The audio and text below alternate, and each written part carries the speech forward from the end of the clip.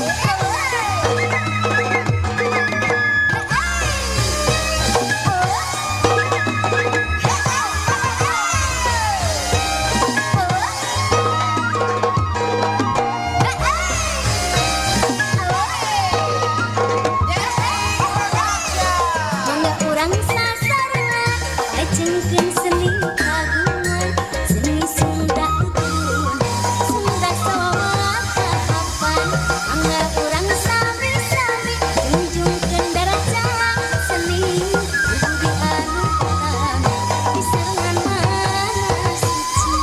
Ending production.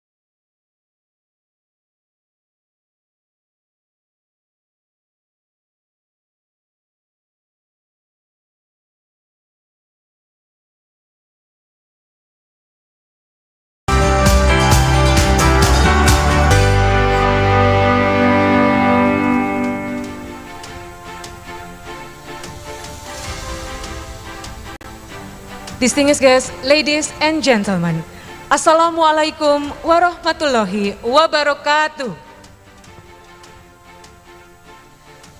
Salam sejahtera bagi kita semua. Om Swastiastu, Namo Buddhaya, salam kebajikan, Sampurasun.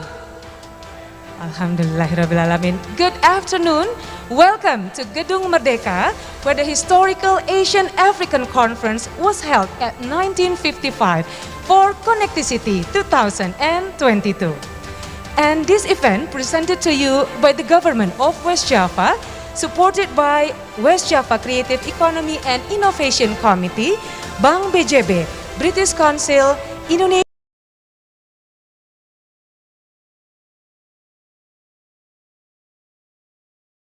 Creative City Network, Pebble, and Asia Africa Conference Museum. And allow me to firstly welcome the attendance of special invited guests. The first one who are present online, the Honorable British Ambassador to the Republic of Indonesia and Timor-Leste, the Honorable the Vice Minister of Tourism and Creative Industry of the Republic of Indonesia, and also who are present here offline at Gedung Merdeka, the Honorable Regional Secretary of the Government of West Java, the Honorable Head of West Java Tourism and Culture Agency, the Honorable speakers and moderators who have come far along from their country to Bandung, West Java, Indonesia, and of course, welcome to all the participants who have joined us today, whether offline here at Gedung Merdeka or online through Webex application, through YouTube Humas Jabar, and YouTube Kompas. First, let us say grace to the God Almighty. Because of its continued blessing, we are able to gather here both offline and online to participate in this event. And it is an honor for me, Agi Rahmawati, as your host, to welcome each and every one of you from the historical building of Gedung Merdeka, Bandung, West Java, Indonesia. And before we start the whole series of events, let me inform you that this event will be conducted in English. For the online participants who join through Webex application, who need assistance in translation, please tap the round button on the left bottom. After that, the taskbar interpretation will appear. Then you can choose the language that you prefer. Then click the original audio floor option, and after that, there will be another taskbar control. Then you can move the cursor to the left for interpretation, and you can move the cursor to the right for original audio. Bapak dan Ibu hadirin yang kami hormati, sebelum kita memulai rangkaian acara Connectivity 2022 di hari yang pertama ini, saya akan menginformasikan bahwa seluruh rangkaian acara akan dilaksanakan dalam bahasa Inggris. Untuk itu bagi para peserta daring yang menggunakan aplikasi Webex dan membutuhkan bantuan terjemahan, silahkan tap gambar bulat yang terdapat di pojok kiri bawah. Dan setelah itu akan muncul taskbar interpretation. Silahkan pilih bahasa yang diinginkan, yaitu bahasa Indonesia. Dan setelah itu Bapak dan Ibu dapat mengklik pilihan original audio floor. Dan akan muncul taskbar kontrol lainnya. Setelah itu silahkan menggerakkan kursor ke kiri untuk terjemahan atau menggerakkan kursor ke kanan untuk mendengarkan suara asli. Distinguished guests, ladies and gentlemen, what you have witnessed as an opening act earlier before is West Java's traditional art performance by Nyentrik Production. It is called Rengkak Nyentrik Dance. The performance shows the cheerfulness of the dancer with the beautiful movement which is dynamic and energetic. The dance is assembled with rampak kendang.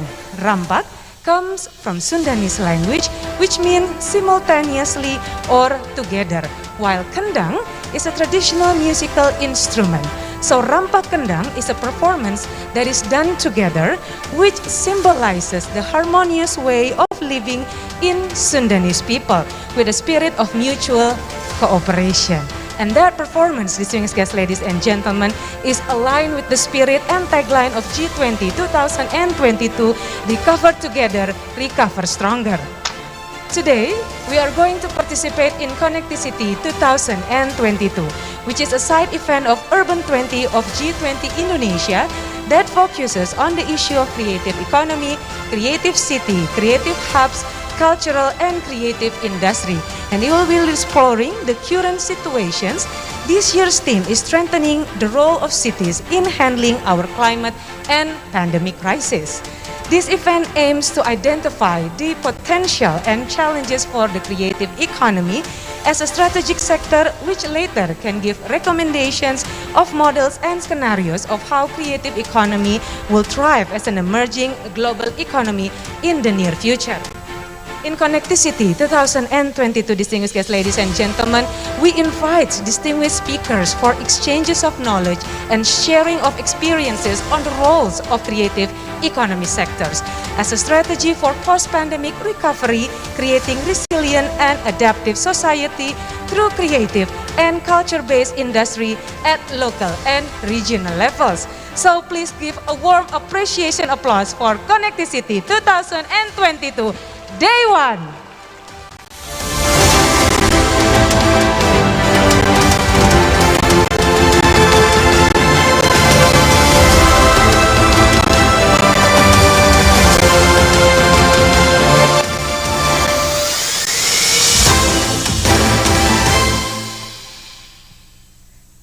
Distinguished guests, ladies and gentlemen, for our first agenda of today's event, we will now listen to Indonesia's national anthem. For those of you who are present at Gedung Merdeka, please rise.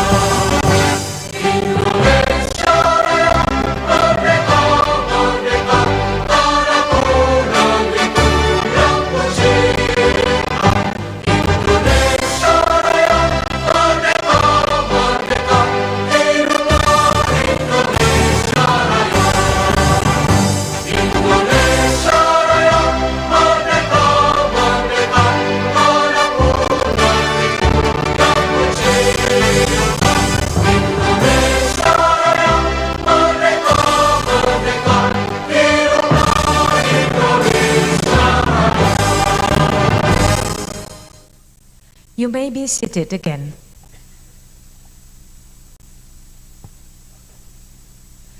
Distinguished guests, ladies and gentlemen, next I would like to ask to all participants to let us bow our head and pray, mainly for the success of our event today, and may today's event can create a concrete action to develop creative economy, industry in West Java, and of course in Indonesia.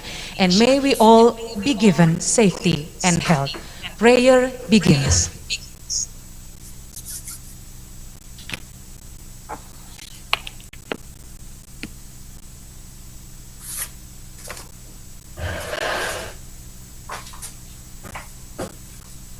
Prayer ends. Thank you very much, distinguished guests, ladies and gentlemen.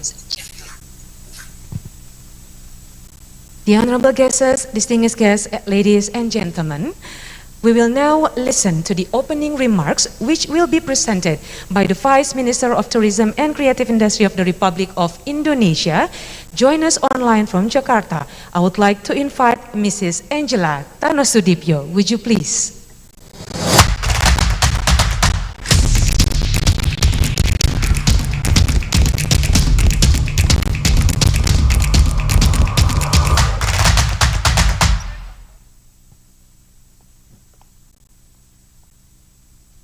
Assalamualaikum warahmatullahi wabarakatuh. Shalom, salam sejahtera bagi kita semua. Om Swastiastu, Namo Buddhaya, salam kebajikan. The Honorable Mr. Owen Jenkins, British Ambassador to Indonesia and Timor-Leste, Mr. Setiawan Wangsatmaja, Secretary of West Java Province, Mr. Benny Bakhtiar, Head of West Java Office of Tourism and Culture, Mr. Rainer Kern, Cities of Music Coordinator, UNESCO Creative Cities Network, Mr. John Newbegin, Office of the Mayor of London, Chair of the Creative Industries Policies and Evidence Centers International Council, UK, all panelists and participants, good afternoon to you all. First of all, it's a great honor for me to be amongst distinguished guests and experts in the CCI space today. As we all know, before the pandemic, the Indonesian creative economy sector showed significant growth year on year. However, numerous challenges have impacted the creative economy sector due to the COVID-19 outbreak, specifically from physical restriction that affected creative workers' livelihoods, particularly the freelancers. But with this opportunity, I want us to acknowledge the resiliency of our creative actors to navigate during these challenging times. They are indeed the main engine behind the creative economy sector. And today, we have witnessed the acceleration of the creative economy, MSME's digital transformation, innovation, and collaboration that support the speedy recovery of the industry. Over the years, the Indonesian government has shown commitment to strengthen the creative economy ecosystem and to put creative sectors at the forefront of the international community's agenda. In 2018, Indonesia successfully launched the first World Conference on Creative Economy in Bali, a platform for policymakers and industry players to exchange ideas, resolve challenges, and identify opportunities within the creative economy. Then at the 74th United Nations General Assembly, 2021 is declared as the International Year of Creative Economy for Sustainable Development. It recognizes the need for international community to support the national efforts of developing countries to increase their participation in and benefit from dynamic sectors and foster, protect, and promote their creative industries, including by strategies protecting and enforcing intellectual property. Moreover, it stressed the importance of regular, reliable, and comparable data on the contribution of the creative economy to the achievement of sustainable development goals. To mark the final month of the International Year of Creative Economy for Sustainable Development, the UAE hosts the second WCCE at the Expo 2020 Dubai, where 22 countries attended to witness the UAE WCCE 2021 agenda, a declaration of 21 action points to aid the development of the global creative economy.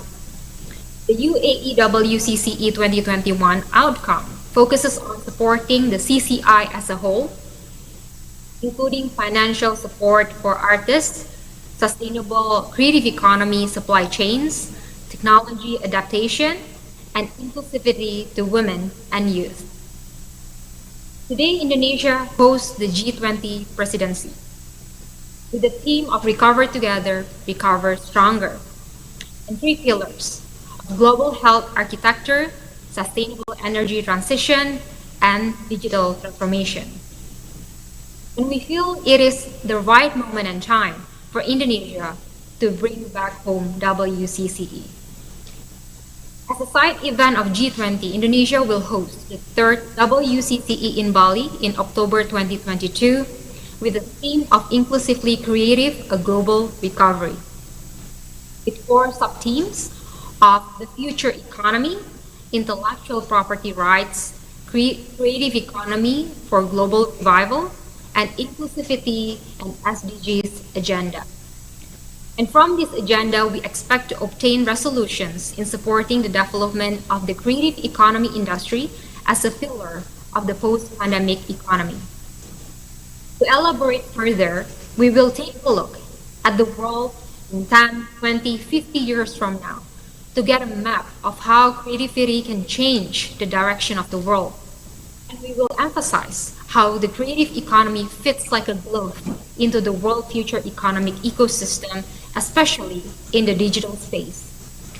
Then we explore the importance of IP rights protection by embracing new digital preservation models, IP financing, and commercialization to advance the creative sector and improve creative actors' livelihood. We will also discuss policies and initiatives to accelerate the revival process to create a more robust creative economy ecosystem. And finally, we will answer global issues with WCCE's inclusively creative principles, especially in achieving sustainable goals and preparing our creative actors and ecosystem for the fundamental changes technology advancement brings. Ladies and gentlemen, the Ministry of Tourism and Creative Economy of Indonesia is fully committed to supporting the development of the creative economy industry as a pillar in the economy. And with collaboration with all stakeholders and everyone at the conference today, I'm sure we can produce concrete outcomes to strengthen the creative economy ecosystem for the livelihood of the creative actors and achieve sustainable goals. So let's work together, recover stronger, and come back stronger. Salam ekonomi kreatif. Thank you. Assalamualaikum warahmatullahi wabarakatuh. Om Santi, Santi, Santi.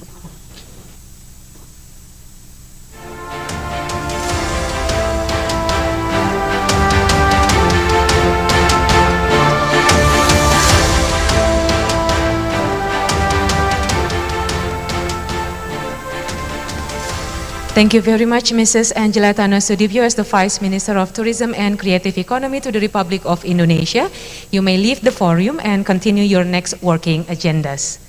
Distinguished guests, ladies and gentlemen, next we will listen to the report of the committee of today's event, which will be delivered by the Honorable Head of West Java Tourism and Culture Agency, to Mr. Benny Bahtiar. Would you please?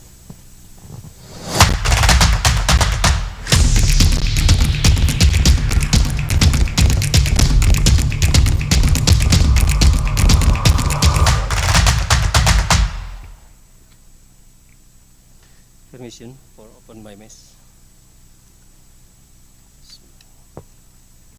Assalamualaikum warahmatullahi wabarakatuh. Good afternoon and greeting. Sampurasun. Dear Honorable Vice Ministry of Tourism and Kreatif Ekonomi Republik Indonesia, Mrs. Angela Tanu Sudibyo. Dear Honorable Head of Regional People Representative Council of West Java Province, Mr. Taufik Hidayat, presented. Dear Honorable Secretary of West Java Provincial Government, Mr. Setiawan Wangsa Atmaja. Dear Honorable Country Director British Council Indonesia. Dear Honorable President Director IKEA Indonesia.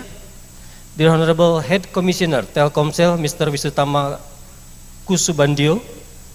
Dear Honorable Distinguished Speaker, Delegate, Partner, and all participants from international and national institutions, all cities and regions in West Java, and creative communities from all regions of Indonesia. All praise to Almighty God, because only with His blessing that we can hold the preparatory meeting CONNECTI 2022 in this lovely building, Merdeka Building, Bandung City. On this wonderful occasion, allow me to give report regarding CONNECTI 2022 people and the next economy recovering together as follow. CONNECTI 2022 people and the next economy recovering together is the third time of CONNECTI event after the first event on 2019 and following on 2021. There are more than 500 participants have participated to CONNECTI 2022 is side event of Urban 20 that bring them people and the next economy recovering together. This event is in accordance with the Presidensi of Indonesia at G20 that broke the them recover together, recover stronger. This term is also in accordance with the momentum of Asia-Africa Solidarity and Asia-Africa Conference, achieved as a World Heritage, UNESCO 2015, additionally in accordance with the spirit of the principle of Bandung, 10 point of the 1955 Bandung Declaration, peace, solidarity, and freedom. CONNECTI 2022 will be held hybrid and will be attended by 22 international speakers and 16 national speakers. This event is supported by British Council, UK. The series of CONNECTI 2022 begin by the preparatory meeting event that have been held at the Kreatif Center of Purwakarta on February 2022. This event was attended by 27 cities of West Java present, which result in the following agreement. The need to improve synergy and collaboration between creative economy stakeholders in the national and international creative economy development, especially in the achieve the post-COVID-19 SDGs objective. Synergies have been established in the preparatory meeting and main event CONNECTI 2022 event, including creative economy showcased by collaborating with East Nusa Tenggara, West Nusa Tenggara, and East Java. Creative Economy Discussion, Wakunjar, collaborating with East Java and Bali. Economy Creative Networking with international speaker and national speaker. Souvenir from Creative Economy Product, collaborating with East Java using recycled waste product materials. And the synergies from stakeholder about creative economy. The objective of Connectivity 2022 people and the next economy recovering together as follow: comrades of Asia-Africa solidarity and the achieve as a world heritage. Creative economy networking for economy recovering, the increasing of cooperation, synergy and collaboration for creative economy development, supporting the event of creative economy, promotion and capacity building for creative communities of West Java. The result of Connectivity 2022, people on the next economy recovering together as follow: networking, cooperation, synergetic and collaboration for West Java creative economy at international and national scope. Presenting the recommendation for creative economy development program, especially for countries in the southern of the world, Global South, to Sherpa G20 Indonesia 2022. Dear Honorable Secretary of West Java Provincial Government, hopefully this event will bring benefit for local communities and international communities, and also bring wonderful experience for creative economy communities of West Java. At the final word, let us keep the spirit of innovation and collaboration to restore West Java creative economy sector toward West Java the winners. Pantun, Pum, jajan baso kepada suka, jangan lupa titip sate Madura. Ada connectivity di Gedung Merdeka untuk tingkatkan kolaborasi demi ekraf juara. Billahi taufik wa hidayah. Wassalamualaikum warahmatullahi wabarakatuh.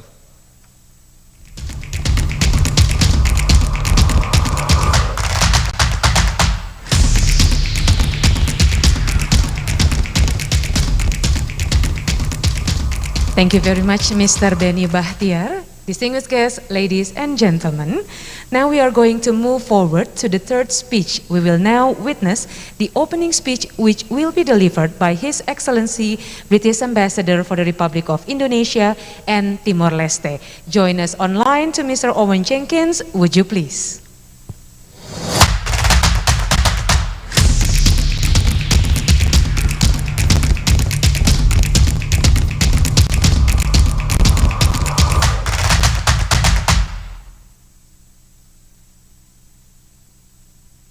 Thank you very much. Assalamualaikum, salam sejahtera untuk kita semua. Salam, Om Swastiastu, Namo Buddhaya, salam kebajikan. Thank you very much indeed for inviting me to this important event today. And let me first of all acknowledge and thank the distinguished speakers and participants in this series of panels and speeches. Her Excellency Ibu Angela Tanusudibyo, Vice Minister of Tourism and Creative Economy, Republic of Indonesia. His Excellency Mr. Setiawan Wangsa Atmaya, Secretary of West Java Province. Papa Benny Bahtiar, Head of West Java Office of Tourism and Culture. Distinguished colleagues, distinguished speakers, friends, good afternoon to you all. And let me first of all acknowledge and welcome Indonesia's presidency for the G20, especially through the difficult times of the current pandemic. Indonesia's plans for the G20 include the critical theme of recover together, recover stronger, through three major pillars: inclusion, digital transformation, and sustainability. And we are delighted that through all three of those pillars, the importance of culture and of the creative economy shines through as a key element which can deliver that goal of strong and joint recovery. And this is no surprise, because the government of the Republic of Indonesia has spearheaded so many initiatives in the creative economy sector. This began, as the Vice Minister has just reminded us, with the World Conference on the Creative Economy back in 2018. And Indonesia also led the sponsorship for the UN Year of the Creative Economy for Sustainable Development in 2021. which included the mainstreaming of many creative economy elements in a variety of ministerial forums. We strongly commend the government of Indonesia's efforts in championing the creative economy during what has been an important and challenging time for many of us. And indeed, throughout the pandemic, as we've been reminded in the speeches earlier, creative economy and the connections between us have become even more important. And it's because of that that I'm delighted that the United Kingdom and Indonesia have been working together since as long ago as 2012, and we've been doing so collaboratively on the creative economy. This was formalised by a memorandum of understanding between the British Department of Culture, Media and Sport and the Indonesian Ministry of Tourism and the Creative Economy. And that was so successful that in 2021 that MOU was agreed to be further extended for another 5 years. We have many activities going on under that Memorandum of Understanding. An important one of them is our collaboration with West Java on the development of the creative economy and the creative hubs ecosystem in West Java province. For over 2 years, through the British Council, we've supported training for creative hubs in 7 city regencies in West Java. And this year, we are continuing to provide that support, including through a program to train the trainers, which we hope will bring impact to an even wider group of creative practitioners beyond the creative hubs themselves, out in the city regencies. And through that program and through other engagements by the British Council, we can still see that artists and other creative professionals are still in challenging and difficult situations as we hope we emerge from the dreadful COVID-19 pandemic. And because of that, with the momentum of the G20 and Indonesia's presidency of that important forum this year, we hope to promote the potential of the creative economy as a sector that answers to the Sustainable Development Goals and supports post-pandemic economic recovery. And we see this in both countries already.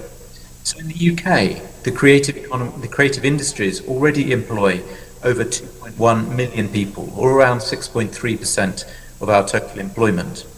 And that's grown by over 34% since 2011. Indonesia's numbers are even more impressive. The creative economy, although it's seen as a relatively new potential, currently makes up 7.8% of the country's total economy, employing 17 million people. And it's expected to absorb up to 10 to 11% of the workforce by 2025. And although those numbers are already strong, the data shows that there's real potential to develop the creative economy further. And this was also highlighted under Indonesia's presidency in the G20. And they are building on what was done in 2020 and 2021 with the policy recommendations on inclusive creative economy and the future of work, and the Creative Economy 2030, inclusive and resilient creative economy for sustainable development and recovery. Those reports and Indonesia's chairmanship recognise the need for further collective action and collaboration.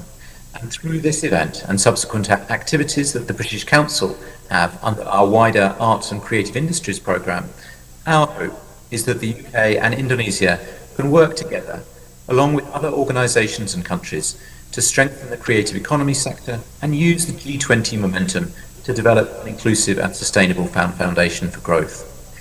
And as we do that, we hope that many of you attending the conference today will get a chance to visit a really good example of all of this, the 9 Earths exhibition at Kalakini Nanti Bandung, as a side event to today's Connecticity.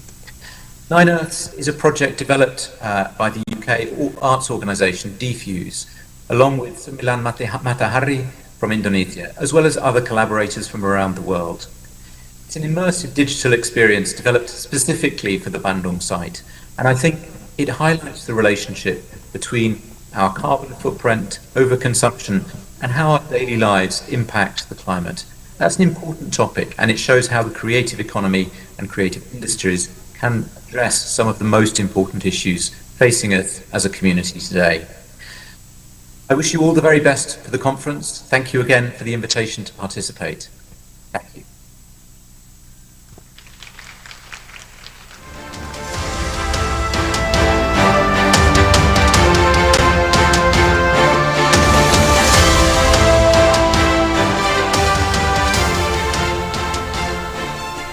Thank you very much, His Excellency British Ambassador for the Republic of Indonesia and Timor-Leste, Mr. Owen Jenkins, who have joined us online. Distinguished guests, ladies and gentlemen, now it is time for us to listen and witness the welcoming remarks and opening keynote from the Regional Secretary of West Java Government to Mr. Setiawan Wangsaatmadja. Would you please?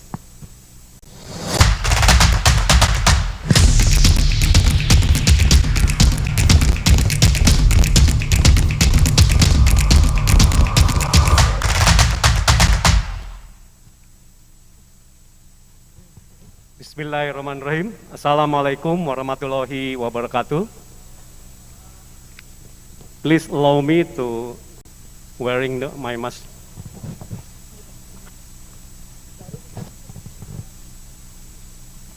The Honorable of British Ambassador to Indonesia and Timor-Leste, which is present by virtual, Mr. Owen Jenkins. The Honorable Vice Minister of Tourism and Kreatif Economic Indonesia, also by virtual, Ms. Angela Tanosubdibio, Head of West Java Office of Tourism and Culture, Pak Beni Bahtiar, thank you very much, and Head Commissioner Telkomsel, also presented by virtual, Mr.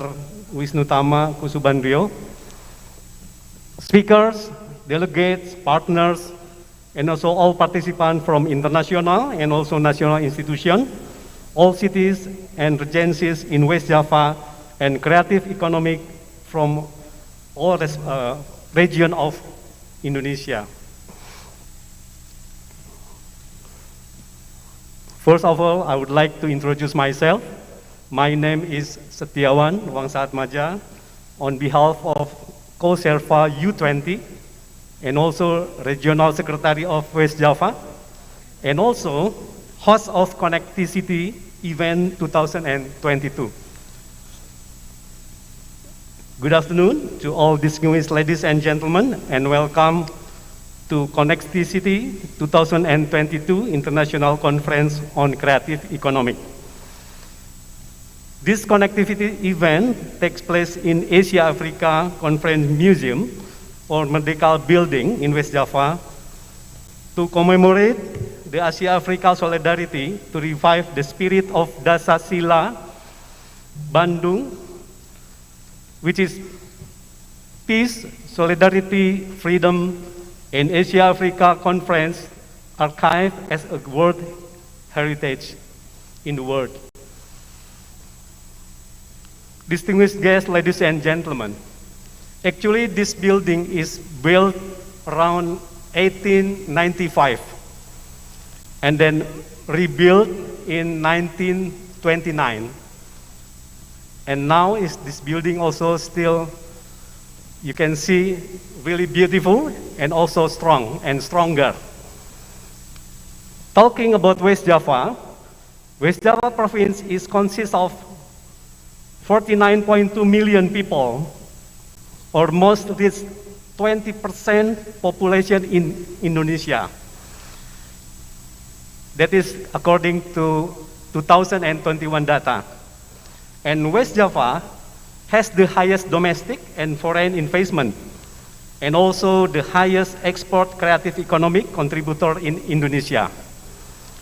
There are top 3 sub-sectors creative economy in West Java, namely craft industry, is around 27.1%, and then culinary industry around 26.4%, and also fashion industry around 16.7%, according to the Startup Ranking 2021. West Java also has the second largest number of startup companies in Indonesia. And moreover, Bandung City has the highest in distribution of video game developers and publishers compared to other cities in Indonesia, with around 15.71% distribution.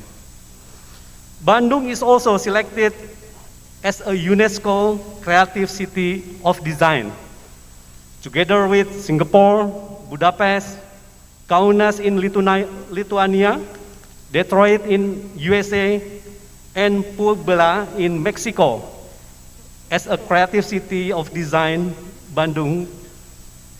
And Bandung envisages the first building a thematic public park devoted to the UNESCO Creative Cities Network, or UCCN, which feature diverse artistic representation of the creative city. And the second, enhancing collaboration with other creative cities through creative festivals, joint events, and also workshops. And the third, establishing 30 creative hubs and supporting 100,000 new creative entrepreneurs over 5 years to enhance the local creative economy. Distinguished ladies and gentlemen, West Java is committed to support creative economy by providing creative hubs and establishing a committee or creative economic agency, and in Bahasa we call it Kreasi. And also formulating creative economic roadmap, and also supporting creative economic programs and activities. CONNECTI is a signature event of West Java for creative economy, since West Java considers creative economy as one of the most important sectors in regional development.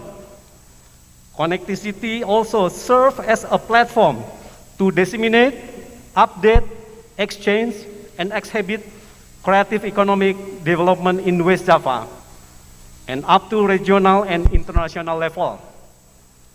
In 2022, CONNECTI is also amplified as an Urban 20 or U20 side event during the Indonesia G20 Presidensi to accommodate discussion concerning sustainable urban development within the context for creative economy, creative city, and creative hub. Therefore, the theme in this year is people and the next economic recovering together, focusing on how the creativity economic can become a solution for the post-pandemic recovery and its potential to provide inclusive future jobs. Covering the theme and considering the priority issues of G20 and U20, this CONNECTI 2022 event consists of 4 panels, namely, Panel 1 on creative economic in times of disruption, lesson learned from the creative event and achievement globally. And Panel 2 on creative economy and the future of work, particularly within the context of Global South, creative economy, investment, and media. Panel 3 on creative economy and the digital age, including creative economic development in multicultural cooperations. And Panel 4 on engaging with the civil society, a discussion with other G20 engagement groups. I believe that this CONNECTI will give some positive and sustainable impacts, not only locally in West Java, but also globally in Indonesia. Therefore, I invite all these seminar participants to actively contribute by giving suggestions and ideas to drive the creative economic in developing the economic and sustainable development. Last but not least, I hope that this CONNECTI event can produce the policy recommendation related to creative event and creative city that can be considered and implemented by the government at all levels to create our common inclusive and sustainable future. Thank you so much for your kind attention, and hopefully we'll be blessed with health and happiness. And please enjoy West Java. Wabillahi taufiq wal hidayah. Wassalamualaikum warahmatullahi wabarakatuh.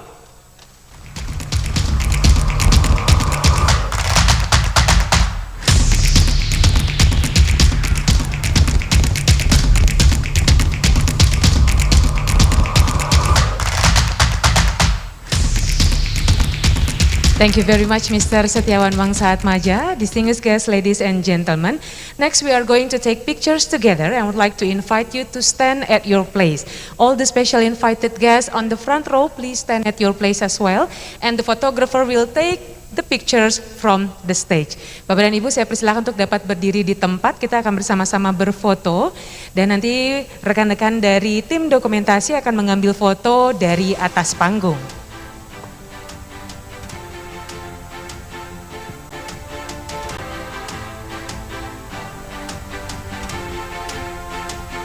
Ya, silakan. Pada hitungan ketiga, Bapak dan Ibu, walaupun mengenakan masker, boleh berikan senyum terbaiknya ya. On the count of 3, 1, 2, 3. Okay, and the second one, please show your hand, your right hands like this. It's for Jabar Juara, okay? On the count of 3, 1, 2, 3. Jabar Juara. Boleh satu kali lagi? Hitungan ketiga, 1, 2, 3, Jabar Juara.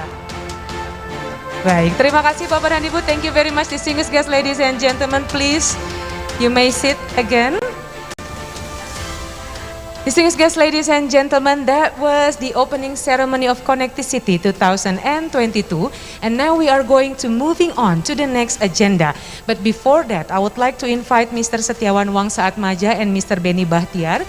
Would you like to go to the exhibition in the back and see the 8 booth that already have the exhibition? Yes. To the left, yes, to the left, sir, please.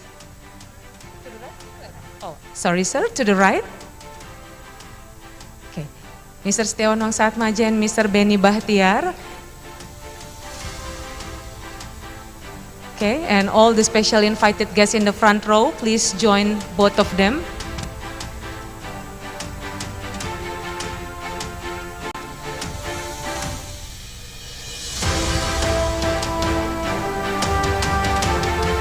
Okay, while waiting for the special invited guests to witness all the 8 booths that we have here, I would like to inform you that before we are moving on to the next agenda, let me inform you that during CONNECTI 2022, there will be 4 panels held. The first 2 panels will be conducted today and the other 2 panels will be conducted tomorrow. And there will be books and publication launching. And the launching will be interesting because we will be launching 4 books and publication in total, which will brought up creative economy, creative city, creative industry. And also to make this event more exciting, the committee have arranged 2 exhibitions assembled to this event.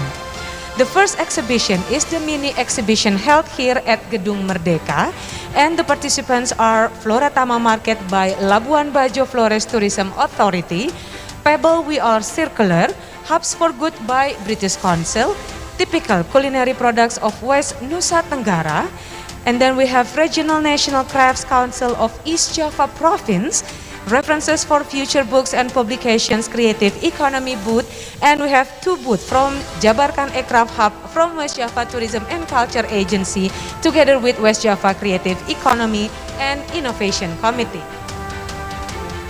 And at Gedung Merdeka, just like I mentioned before, we have 8 booths that consists of Flora Tama Market by Labuan Bajo Flores Tourism Authority is part of the Flora Tama Creative Hub ecosystem to create economic movement through product development and market access for medium, small, medium enterprises, business actors spread across the coordinating zone, including Flores, Alor, Lembata, and Bima is sustainable and has competitiveness on a national and international scale.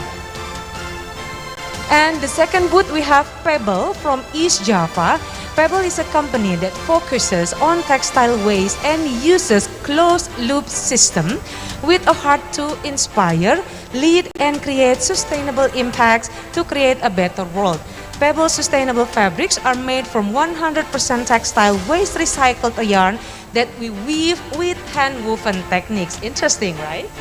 And then the third one, we have Hubs for Good by British Council.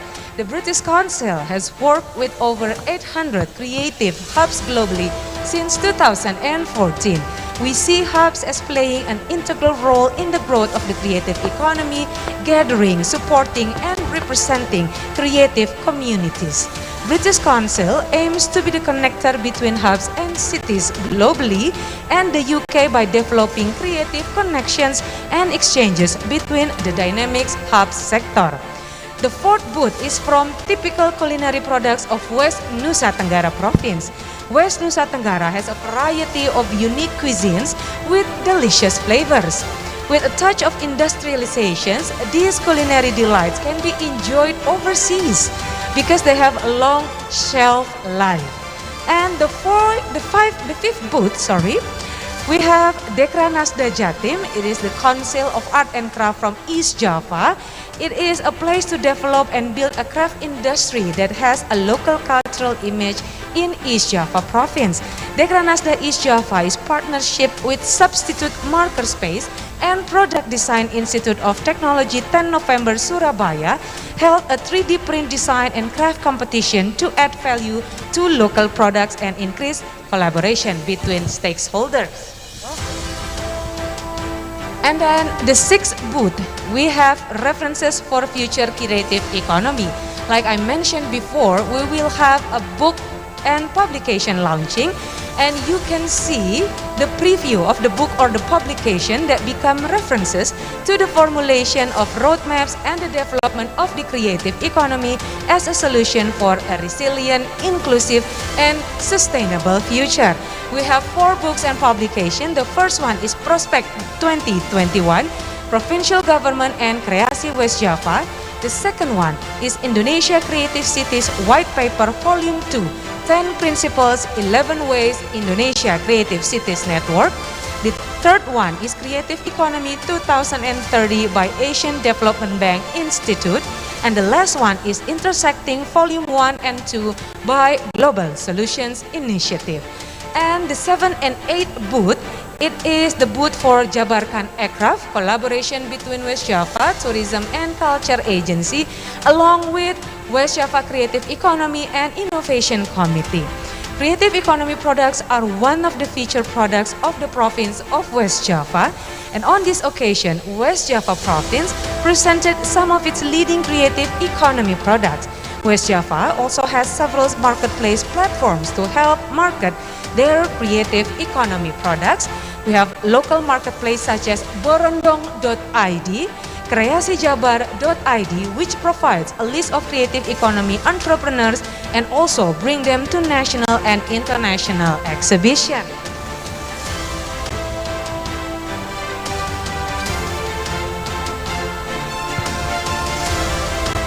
And that was the mini exhibition that is held at Gedung Merdeka in the back of our venue. And then the second exhibition, which you might find interesting, will take place at Paris Van Java Mall, Bandung. It is called Nine Earths Exhibition. His Excellency British Ambassador for the Republic of Indonesia in Timor-Leste, Mr. Owen Jenkins, also mentioned it at his keynote speech, that this exhibition is collaboration with the British Council. This exhibition will showcase an immersive environmental artwork that explores global consumption patterns on an audiovisual journey around climate change. And the good news is, distinguished guests, ladies and gentlemen, the exhibition is open for public and also, especially for the Connectivity 2022 delegates, for free. You can search more information at Connectivity Instagram to find out the link to register yourself for the free entry for the exhibition. Ya, Bapak dan Ibu diinformasikan bahwa selain mini exhibition yang digelar di area belakang, kami juga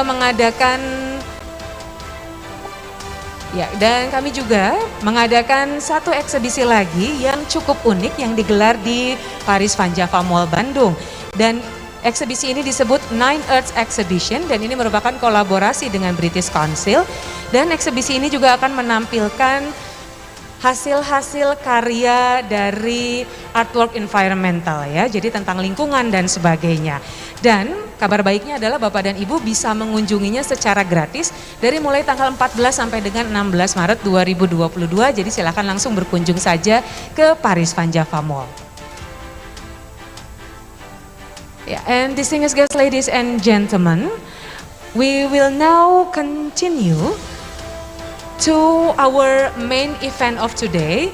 Therefore, I would like to invite once again all the participants to please come back to your seat and please remain seated because we will now enter the first panel. Okay, and the first panel theme is about rebuilding agendas, resetting priorities, creative economy in time of disruptions. And this panel will start with the lesson from World Conference on Creative Economy and the International Year of Creative Economy for Sustainable Development. And at the first panel, distinguished guests, ladies and gentlemen, there will be 5 speakers.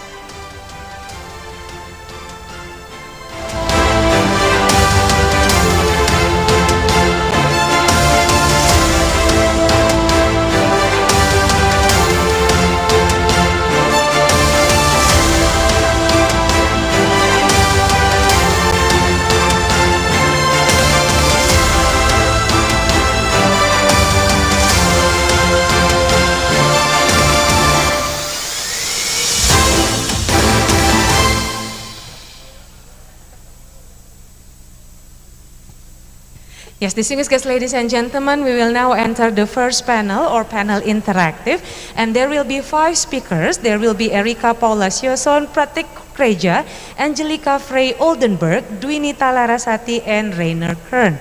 And of course, there will be moderator who will be in charge in this panel, and he is a co-founder and president of the Grand Paris Alliance for Metropolitan Development, an awarded and independent think tank established in 2011 at the crossroads of inclusions, large-scale investment projects, and environmental transformation. He is a member of T20, the think tank engagement group of the G20, and the co-chair of the T20 Task Force on Infrastructure Investment and Financing in 2009 and 2020. He has served over 10 years in the public sector, a senior advisor to the president of Paris-Île-de-France region for regional and strategic planning, deputy chief of staff for a city mayor, and also the director of a national urban regeneration project in the Greater Paris metro area. He is an alumnus from Sciences Po Paris in public law and public administration, an alumnus from Sciences Po Paris School for Urban Affairs, and he holds a master summa cum laude from Paris La Sorbonne University in 17th century Chinese history. Specialized in multilateral negotiation and the management of complex science to policy interface in the field of sustainable development, he has a track record of successful achievements across Europe and globally, from Vancouver to Vladivostok. He is also advising over a dozen academic, civic, and CSR initiatives on urban and global transitions, and one of which is World Conference on Creative Economy. Distinguished guests, ladies and gentlemen, please join me in welcoming our moderator on duty for the first panel, Mr. Nikolai J.A. Bouchard. Please give a warm applause.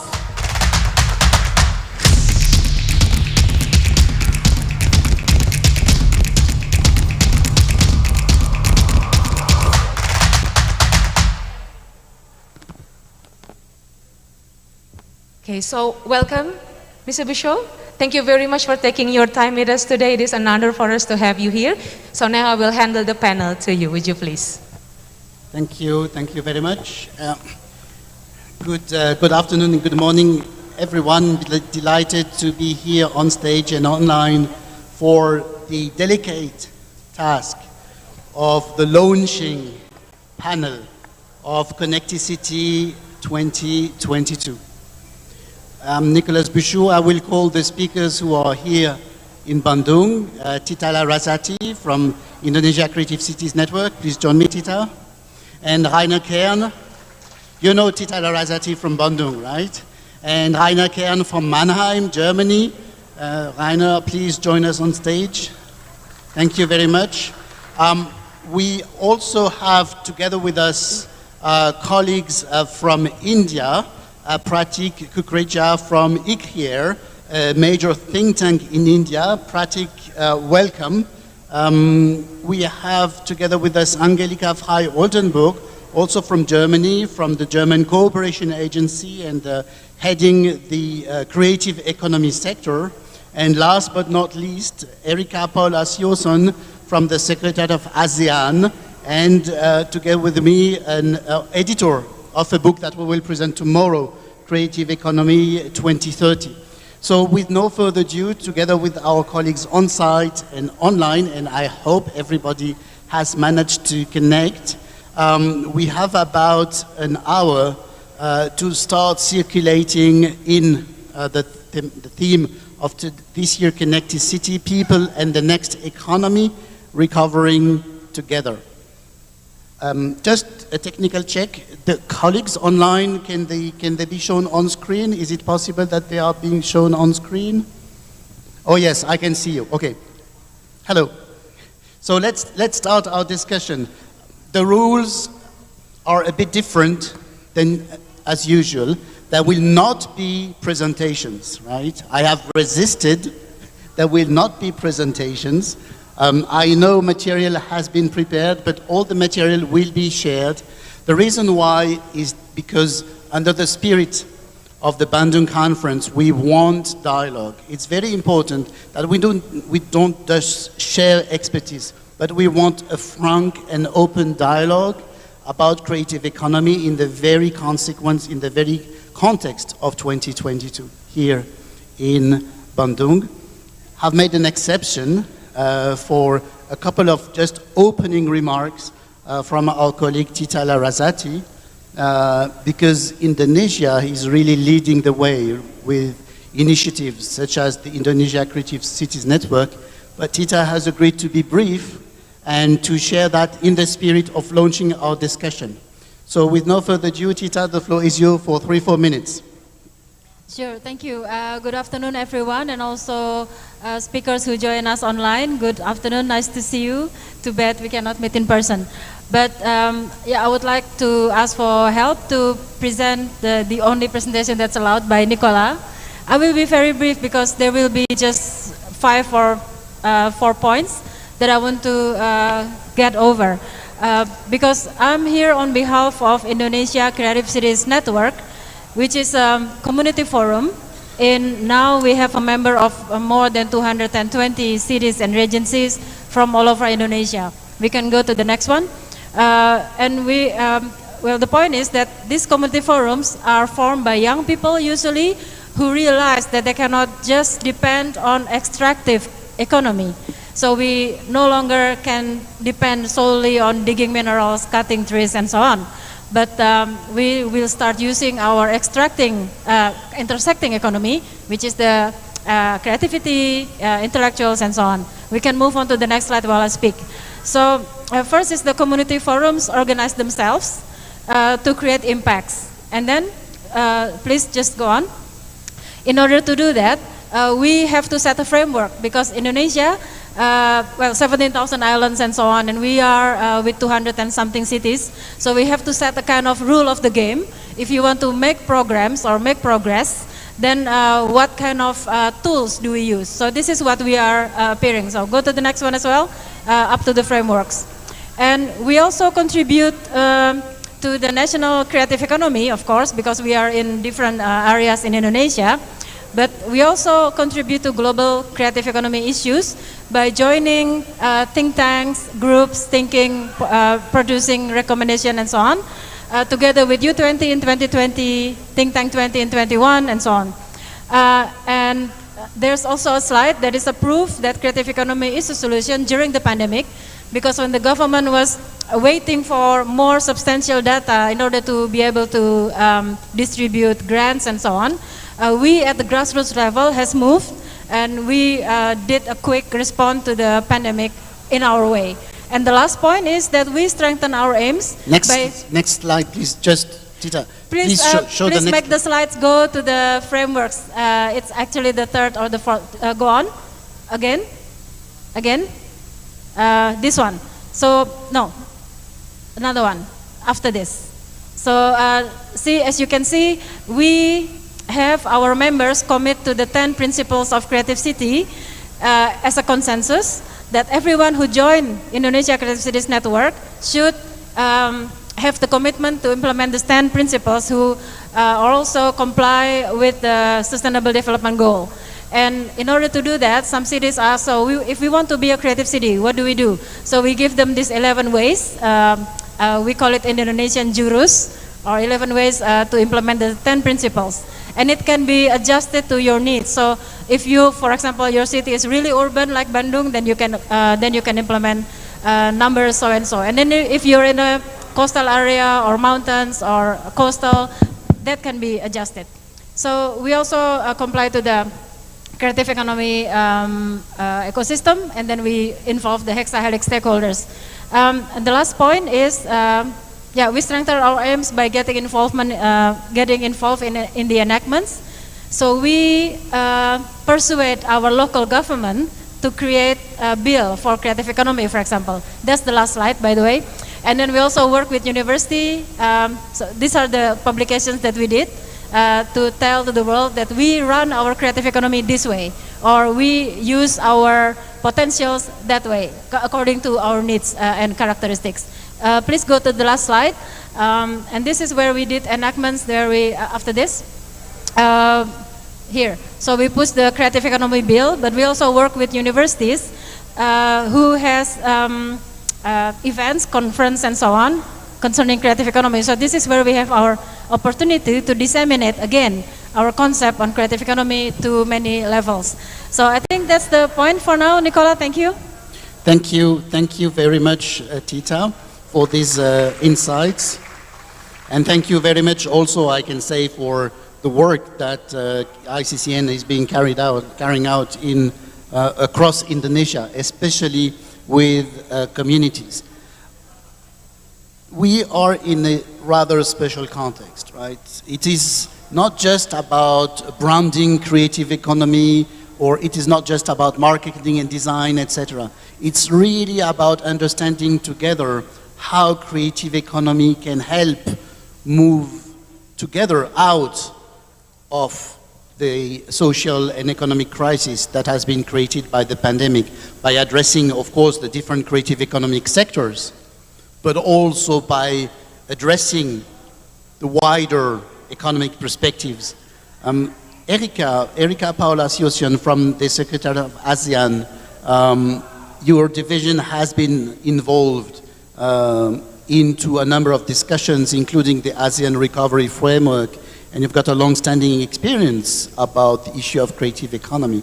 At this moment, how would you highlight the key priorities for creative economy in the context of the G20 Indonesia? Erika. Thank you, Nicholas, and I hope you can hear me well. Good afternoon to everyone.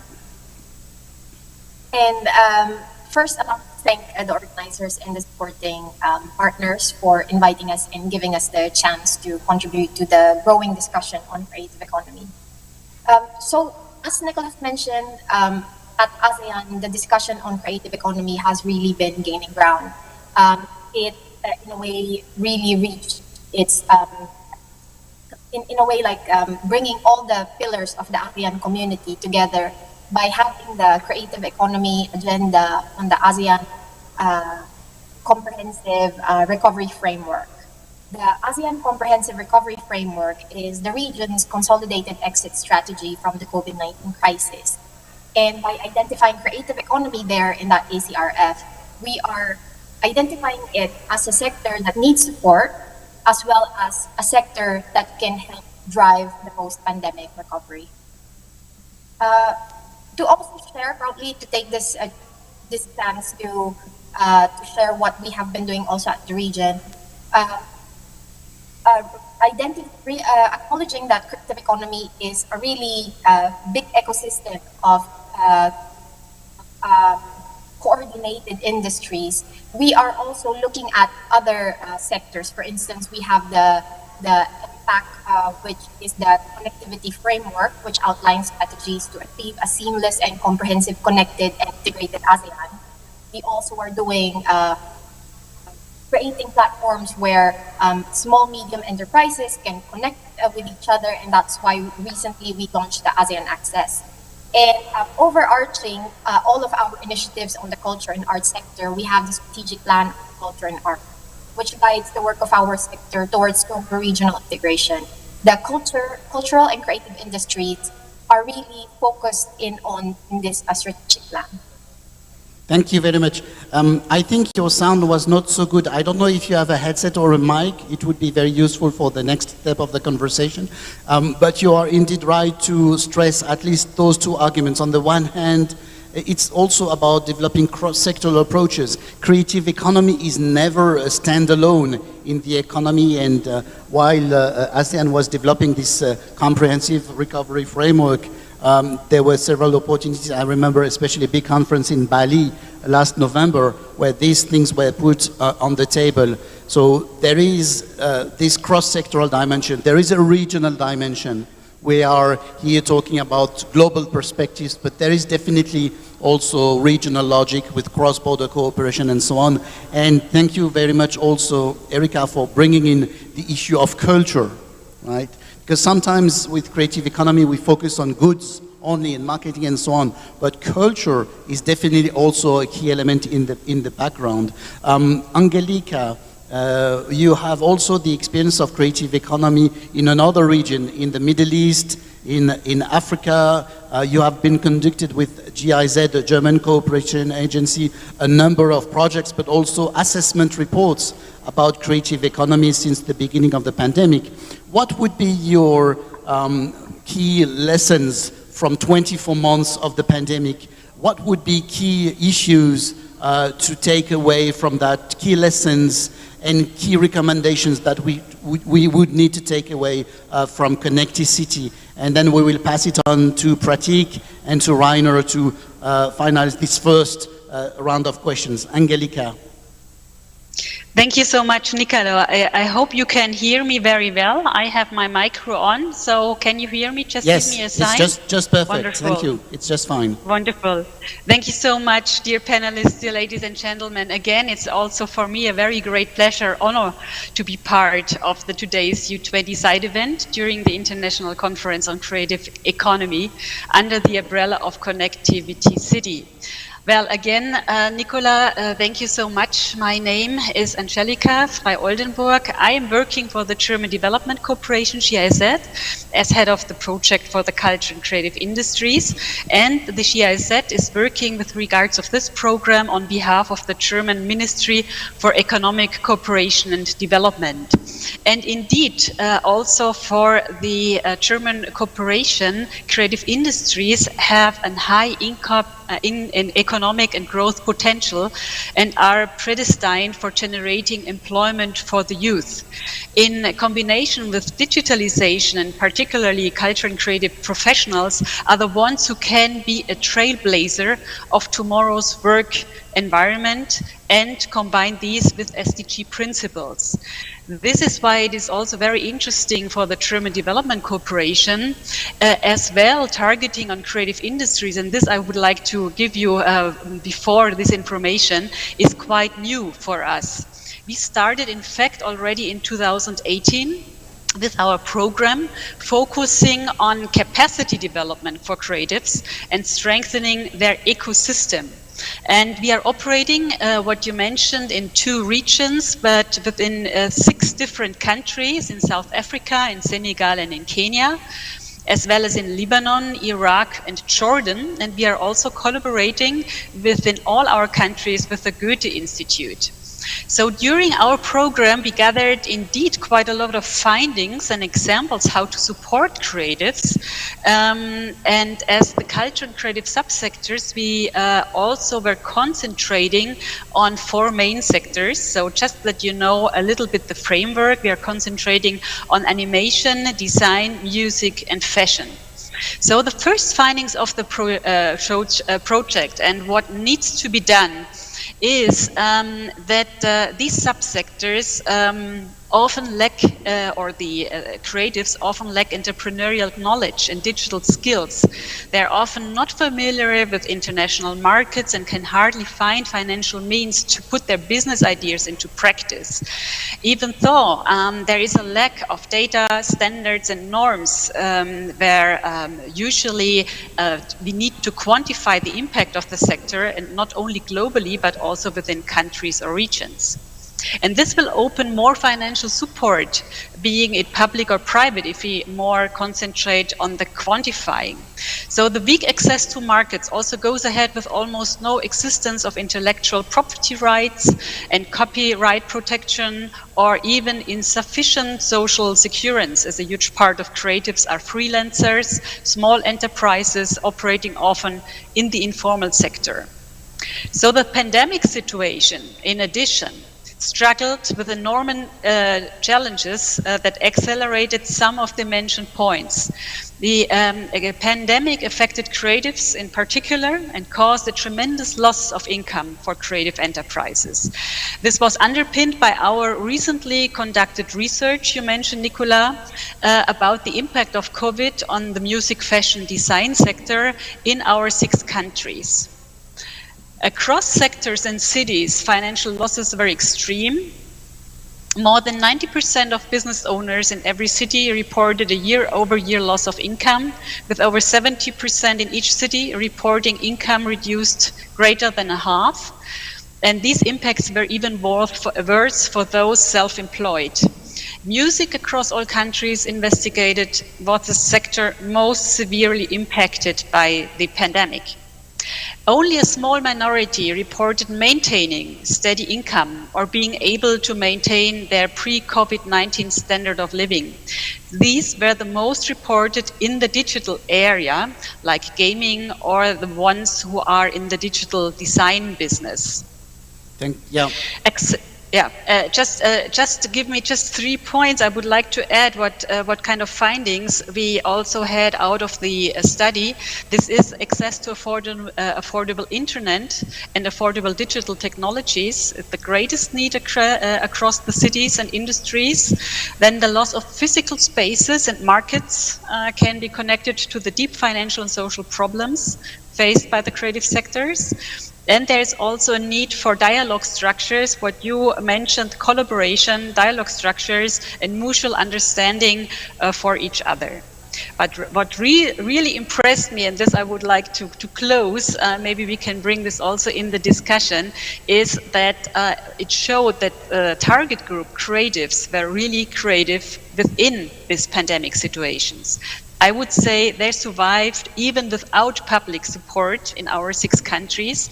They found creative ways to still survive and collaborate. And this word collaboration was one of the most magic moments, because of this we really could showcase a lot of new creative spirits that we need also for the future. Thank you very much. Thank you also for reminding the magnitude of losses in different creative economic sectors and highlighting how much in general we have not recovered yet, right? So while this conference is taking place, it's kind of an act of activism to support the creative economy. We are not here to talk about the creative economy. We are here to support the creative economy.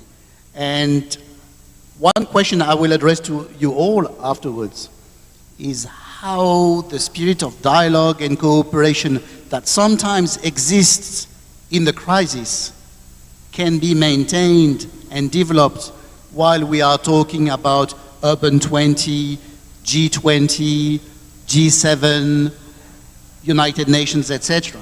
When we are entering very complex, sometimes, institutional frameworks. Please keep that in mind for the next round of discussions. Thank you very much, Angelica. Pratik, I know Pratik, you had prepared a very thoughtful presentation for this session, as you always do. And thank you very much for agreeing not to present this presentation as such, but to share in a few minutes a number of key messages that you would like to share out of your experience in India and globally about the status and the conditions of creative economy at this moment. Pratik, the floor is yours. Thank you, Nicholas. Am I audible? Yes, we can hear you fine. Please go on. Great. Good afternoon, everyone joining in from Indonesia, and very warm welcome to all others joining from different parts of the world. I would like to thank the organizing team, firstly, for inviting me to speak on this very interesting topic. Well, the disruption caused by the pandemic has really been immense, also forcing a lot of us to join the event virtually. Otherwise, we would have loved to be physically present there. But anyway, so let me just begin by talking a little bit about India's creative economy, since I'm from India, and give a kind of a snapshot of what India's creative economy really looks like. So it accounts for an overall market size of about $36.2 billion and employs directly 14% of India's workforce, with a large number of professionals across skill levels. The sector also accounts for about 0.58% share in total value added, comprising majorly of media and entertainment, performing arts, and various high-growth manufacturing sectors like design, gems and jewelry, textile, apparels, and handicrafts. One of India's largest major creative industries is media and entertainment. Bollywood, as many of you would recognize, has a huge demand globally. Yoga is another area which is gradually enhancing its global appeal. There's a great opportunity to blend innovation with traditional practices and tap into the rising global market for wellness that is worth $4.5 trillion. Then the increasing demand for wellness and spirituality has also made India a leading destination for experiential tourism in this domain. Millions of travelers spend ample time in wellness retreats across the country. According to UNESCO, India is also home to the 6th highest number of UNESCO heritage sites and varied natural landscapes imbued with versatile cultural traditions. Also being the fastest growing largest economy and a rising IT hub paves the way for India to harness its culture as an asset and expand its global footprint. However, it still runs a trade deficit of about 14.32 billion. The reason that I'm, talking about India's creative economy, or the significance of India's creative economy, is the fact that while creative economy is an important sector for Indonesia, it is an equally important sector for India, which is the next to host the G20 presidency. And we at ICREER are working very actively on pushing this very important issue to become one of the priority areas for India. Not necessarily as a sole issue, but to be seen through the lens of various other issues that G20 has been focusing on through over the course of these years.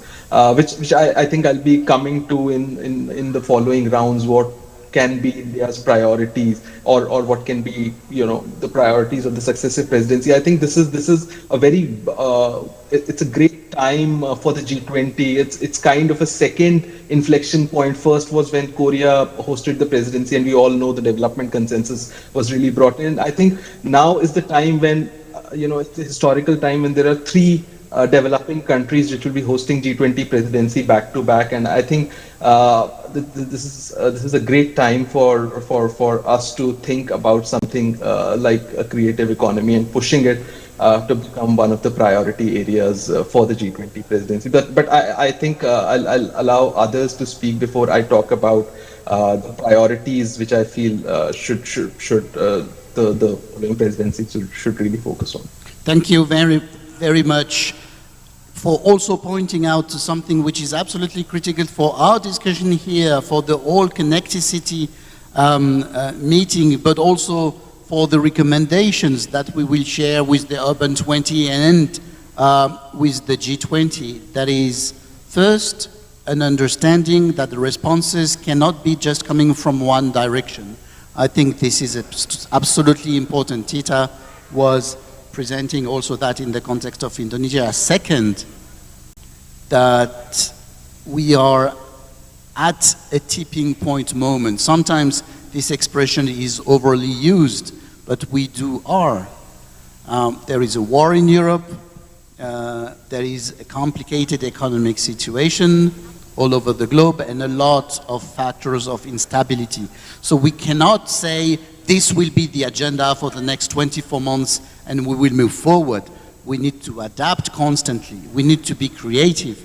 But also we need to understand where are the possibilities, the anchors in that regard. Thank you for both presenting a brief panorama of creative economy in the Indian context, but also for suggesting, and I think we can keep that discussions and recommendations from these years somehow should be formulated and formalized in ways that can be continued next year when India will be chairing the G20. This is absolutely fundamental. We will get back to that at the end of our session regarding the recommendations of CONNECTI 2022. But before that, and before moving to the second round of discussions, let's hear by our colleague Rainer Kern, who has, I would say, two hats. One about city diplomacy and one about creative economy, as being also the founder and the president of a major jazz festival, which has proven an effective tool for cultural diplomacy in the past years in Mannheim in Germany. Rainer, thank you very much for joining here. What would be your main messages at this moment of the launch of CONNECTI 2022? Thank you so much, Nicola, and thank you so much all the colleagues who put everything on the table, what is needed, I guess. First of all, I would like to say that I'm always, when I'm connected to Indonesia, I'm very much impressed how you manage the creative issue, let's say. It's a very holistic approach you're having here, and you build up environments for a creative economy that you cannot find everywhere in the world. So I was working with my Polish colleague Tamara Kaminska with the city of Ambon, and it's the same there. The way they deal with creative issues is totally different to the rest of the world and connects very much to what was said also by Angelika and by you before from the experience in India. So what Angelika said is it's very important, the capacity building. Although that's a very famous word, capacity building, I guess it's very important, as she also mentioned, and we must not underestimate that within the creative economy, as also known very often or connected to startups, the broader knowledge of economic knowledge or business knowledge, might it be development in general or global connections, are not that much there, so this has to be built up. But let me go one step back. As we are now trying to recover, which means we try to get out of a crisis, of course we all agree that we are in the midst of a multi-crisis situation with the climate change, with inequity around the world, and now with at the edge of the Third World War in Europe, which will hopefully stop very soon. When we look at the definition of crisis, let me take this minute of reflection, then the scientific definition of a crisis is, first, it's unexpected, and second, there's a need for change. So when we take the last one, a need for change, then we must not move on like we did before the crisis, before we went into the crisis, and especially the inequity and climate change. Climate change we will not solve that we move all cars, all huge cars to e-cars. That wouldn't work, we all know that. So, and as the crisis we are in is very complex, there's not the one solution that was said already.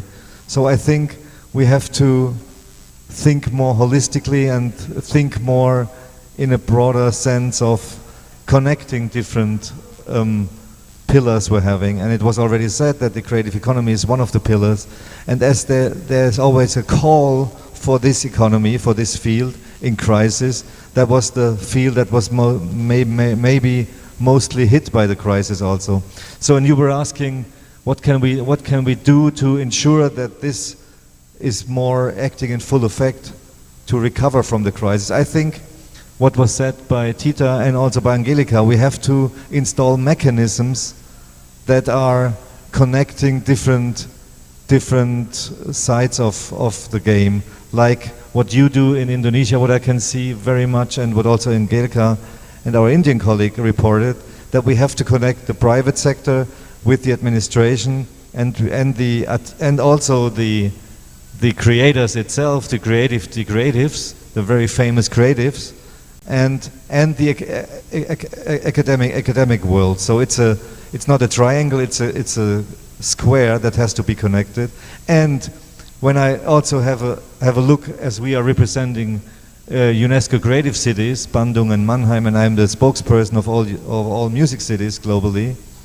When we go back to the idea of the creative cities that was invented by Charles Landry and then later by Richard Florida, then the idea was that we take the lens of creatives in all fields, like within the bureaucracy, within the economy, and this is not very well distributed so far, I think.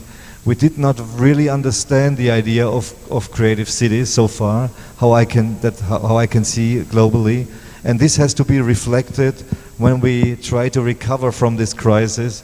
It's the idea also to connect culture, the arts, and administration and economy, and to take the advantage of creative thinking also within the other fields.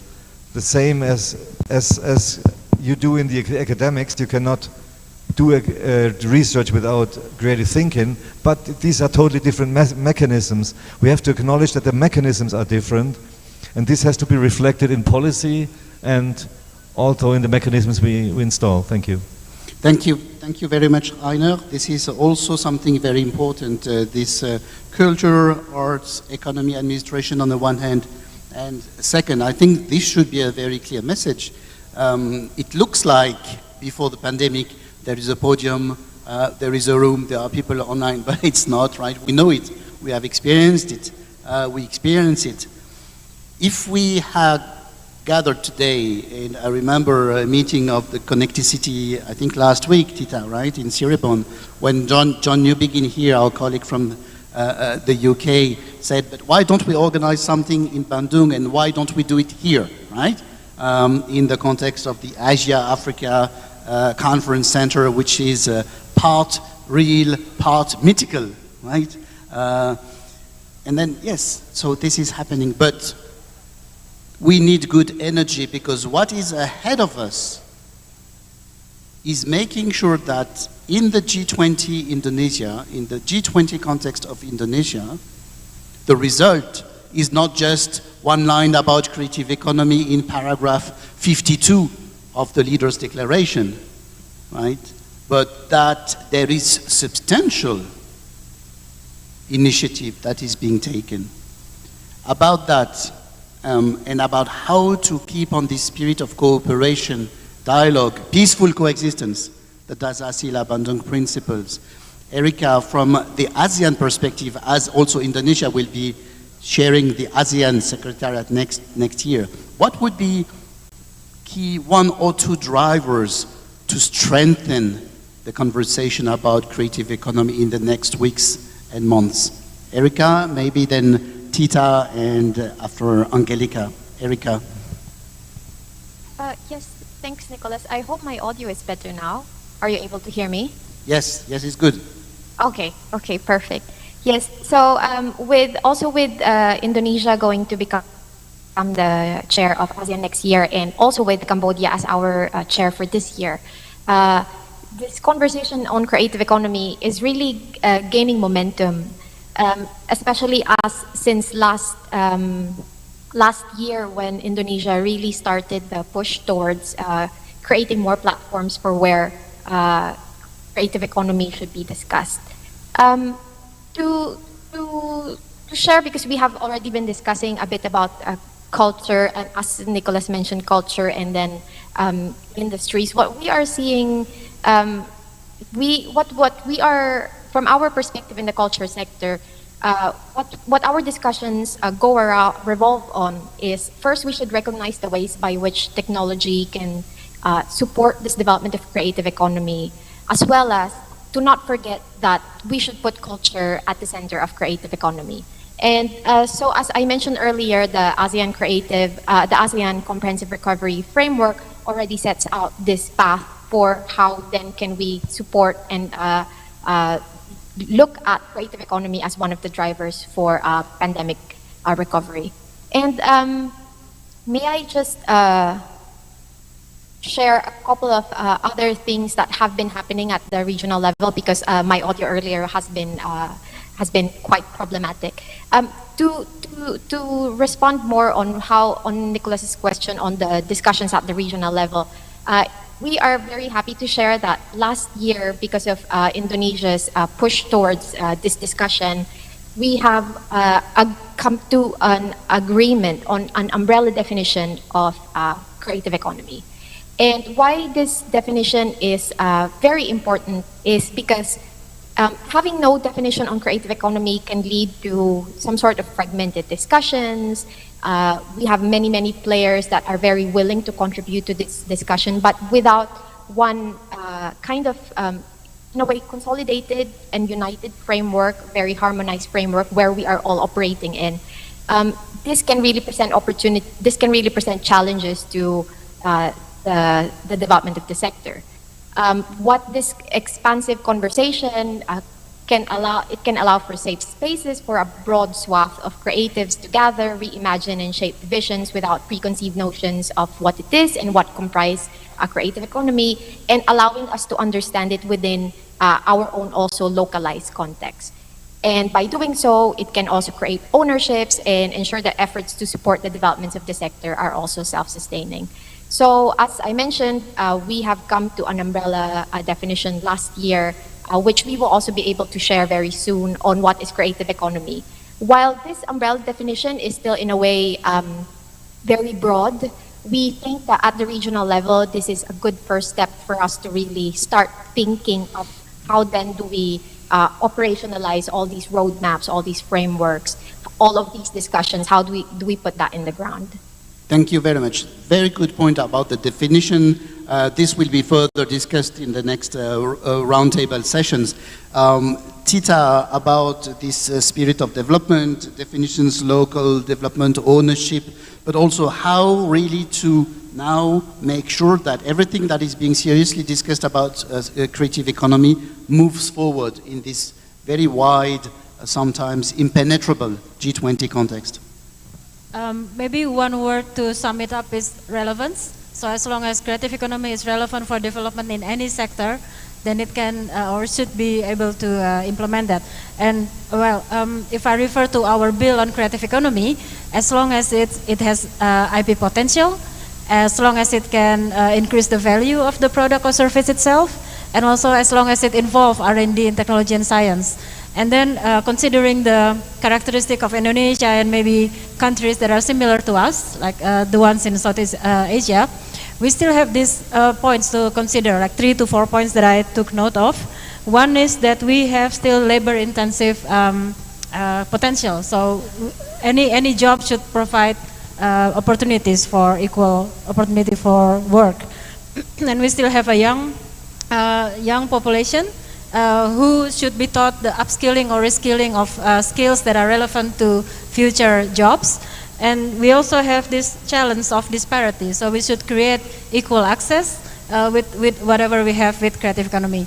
Those are my points for now. Thank you. Angelica? Okay, hope you can hear me again. Well, I think these are very crucial and very important points. I also would argue that the definition is really important and for defining what I already mentioned, data, standards, norms to quantify the sector is absolutely crucial, because the culture and creative industries is such vast, such broad and global important, so then you cannot grab it. It is so big, and with data and with definition, we really think there is one move forward to make the sector more tangible. and also to make it attractive for governments. For example, in the countries we are working, in the 6 countries I mentioned, there is no ministry really dedicated to culture and creative industries. When you are looking to the design sector, maybe another ministry will be covering this topic.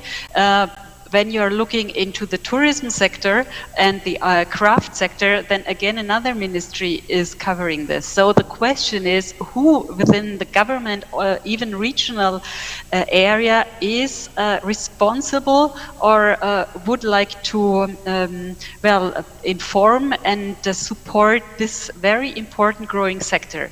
Another point what I also discovered is that we need to not distinguish, everything is one coin or one medal with different sides. When we are looking into the creatives in special, so we have new potential markets. These are more the digital creatives. So we have another market and another approach than what you mentioned before, Nicolas, and someone from the panel, I think Erika, mentioned it, the culture side. So I think it is also very important to distinguish this, and for that we need more clarity, more definition, and more organization and coordination. A second point is, again, what I mentioned within the SDG sectors, to respect fundamental rights for creatives, such as intellectual property rights, especially in this time of digital revolution, where new market mechanisms are emerging, and therefore also great attention must be paid to exactly this protection against ownership, but also against unequal market conditions. I have a lot of more, but I think these for me are the most important points for the moment. Thank you indeed, Angelica. Before I pass it on to Pratik and Rainer, 2 information I'm happy to share with all of us today about, you mentioned the Agenda 2030. Next year, in 2023, the Sustainable Development Goal number 11 about cities will be evaluated and discussed as part of the annual assessment of the SDGs, right?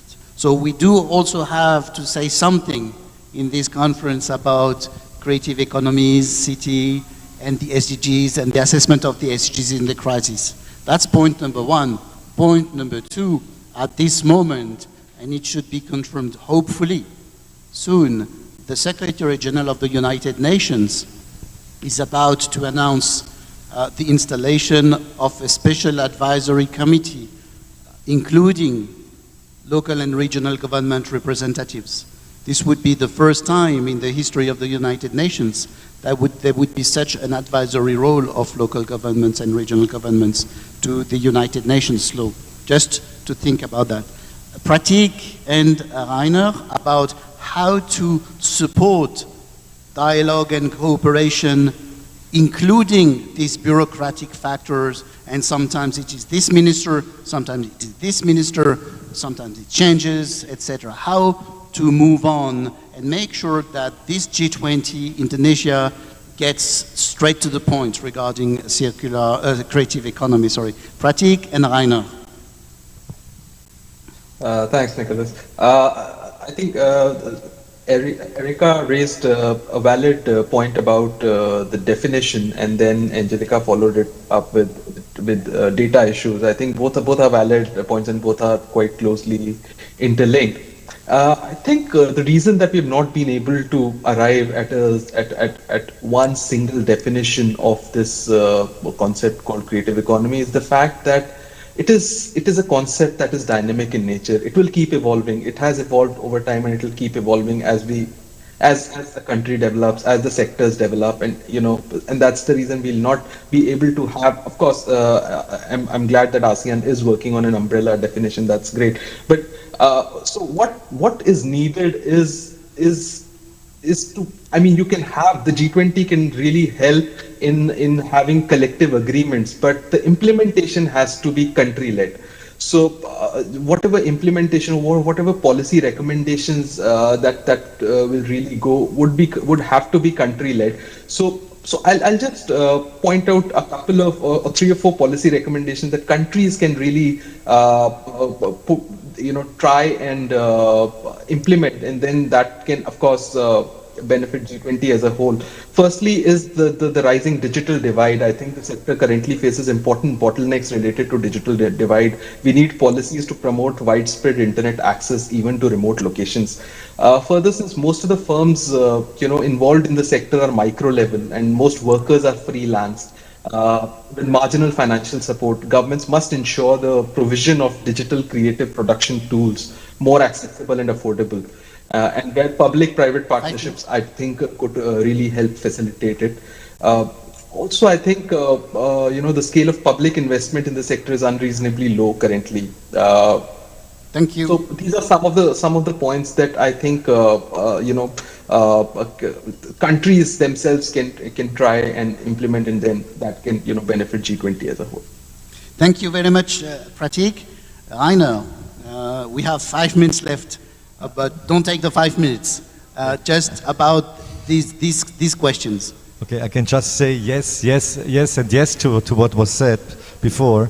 I would like to add that when let's agree the frame of our recovery are still the SDGs, right? The Agenda 2030, and then we have to admit what you already mentioned, that within the Agenda 2030, culture and creativity plays no role, almost no role. In some side sentences it's there. That's why the Culture 2030 goal campaign was launched, also by the way co-signed by the UNSG, which is quite remarkable, I guess. So we have to take this into account, that the connection is not already there between the policy frames and the creative world. This has to be tackled, I guess, very honest. And also, what was mentioned by several speakers, the multilateral system we're dealing in. Angelika said that in the different countries she's working in different situations, of course. But of course, GIZ, as the governmental development agency, is working in cities. Of course, the cities are in countries, but the partners are the cities, not the national governments. So I think the connection between the local and regional level and the national level has to be empowered and has to be strengthened very much. I mean, this is absolutely key. If we fail with this, we cannot move forward. And that's why the opportunity is huge this year with the Presidency of Indonesia to connect, to make a better connection between G20 and U20, and then on with the German presidency of G7 and U7, and the T's of both sides, of course. This is very, very important, as we have seen that during the pandemic, the areas where the most effective implementation of measurements were done was the local and regional level. So the national governments couldn't manage that anymore. That was the cities who managed that on a daily basis. And this has to be seen and also acknowledged, that without knowing that, without changing this system, we cannot recover from the crisis. That's absolutely key. And again, data is key, but understanding the data is also key. Thank you very much, Rainer. So we are reaching the end of today's conversation. Before I thank the panelists for their insights and everybody which you do not see for managing the techniques perfectly, just allow me hopefully to make a very, very short recap. First, the issue of relevance, right? I think this is absolutely critical. We don't have to overdo. It has to be relevant, and especially the recommendations have to be economically relevant. They have to be tangible, right? It's about principles, it's about definitions, this was said, standards, but we have to make proof that we are talking about concrete issues, about placemaking, about investment, about addressing the digital divide, about addressing markets, about equal access and equal opportunities. Change. We are in a changing situation. We need to adapt. We need to work collectively. We need this spirit of cooperation to address not just change, but also divergence, disruptions, broken systems. Last point, maybe the most important, there is clearly a regional dimension, especially here in Southeast Asia or in Europe. There is a global dimension. This global dimension is complicated, and the challenge is yet to be met. Right? It's not yet done. We have to make this happen. And with this, I mean, it's a collective call, I think, from our opening session. We collectively have to make that happen. And we need to make sure that the recommendations of this forum and then the aftermath, the energy we are gathering here will be kept on. This is absolutely critical and absolutely fundamental. Then in the background there is the Agenda 2030 and so on. But let's make that happen. And last but not least, clearly, I would say relevance, tangible, markets, definitions, and so on, drivers, local governments, subnational governments, cities, they are part of the global new equation of circular economy, and I think this can be addressed. So thank you very much. On stage, Tita Lorazati with the Indonesia Creative Cities Network, and Rainer Kern from the city of Mannheim in Georgia and UNESCO Cities of Music. Thank you very much online. Pratik Kukreja in India with ICRIER, Erika Paula Sioson from the Secretary of ASEAN in Jakarta, and Angelika Frey-Oldenburg with the German Cooperation Agency, GIZ, in Germany. I'm Nicolas Bouchou. It was a pleasure, and I hope we have given you the envy to move forward with this conversation. Thank you very much, and keep tuned for the next sessions of CONNECTI City 2022 in Bandung. Thank you very much. Thank you very much, Mr. Nicola J. Bouchard, and we are going to witness, distinguished guests, ladies and gentlemen.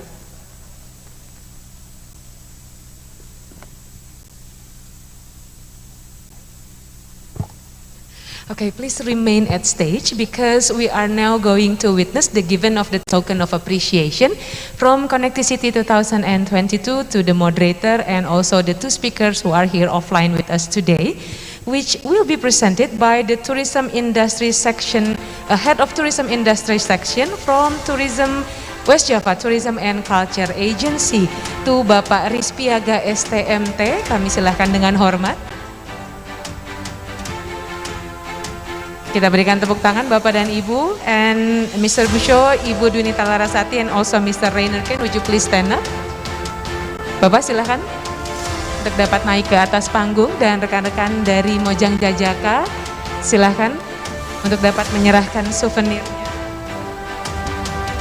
And the speakers and participants of CONNECTI City 2022 will receive souvenirs which is specially made for the event. The souvenirs are produced through collaboration between West Java and East Java, and the symbol of kuda lumping in the souvenir has a meaning of how humans have dynamic responses.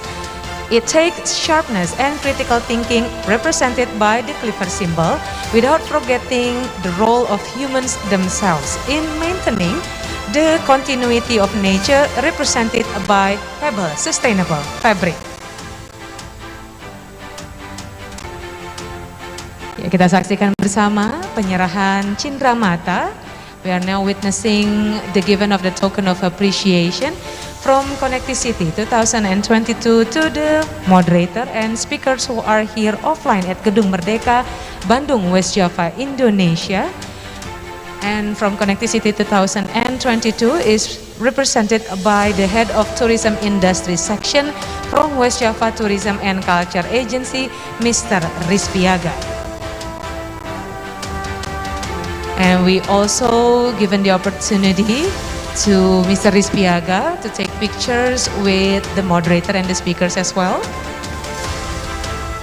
And later on, we'll be taking pictures together, all the three person with Mr. Rizpiaga, of course.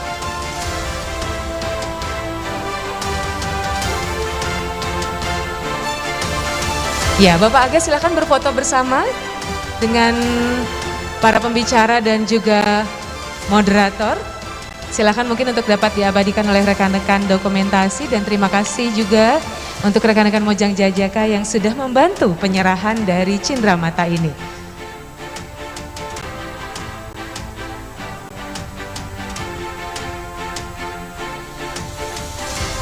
Thank you very much, distinguished guests. Please give a warm applause for the moderator and also the speakers from the first panel. Thank you very much, and please return to your seat.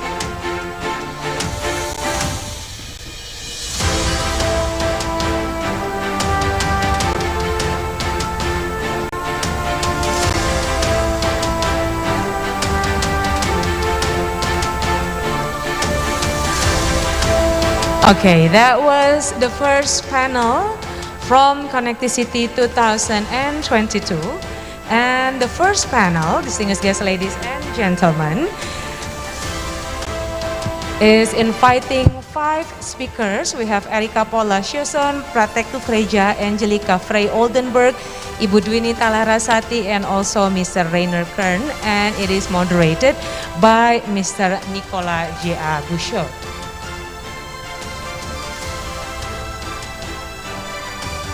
And now we are going to moving along to the second panel, and the second panel is going to talk about, or the theme for the second panel is creative economy and the future of work.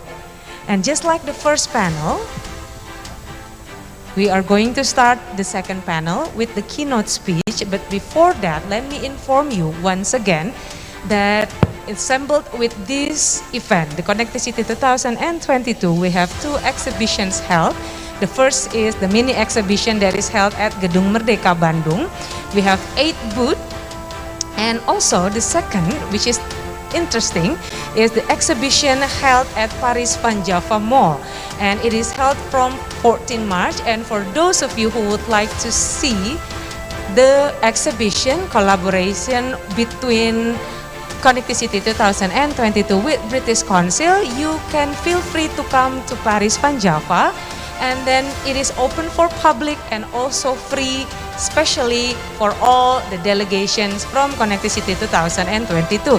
And if you are interested as well, it is also free for public, so please do not hesitate to come, take pictures there, and also share it on your social media, and don't forget to tag Connectivity 2022, of course.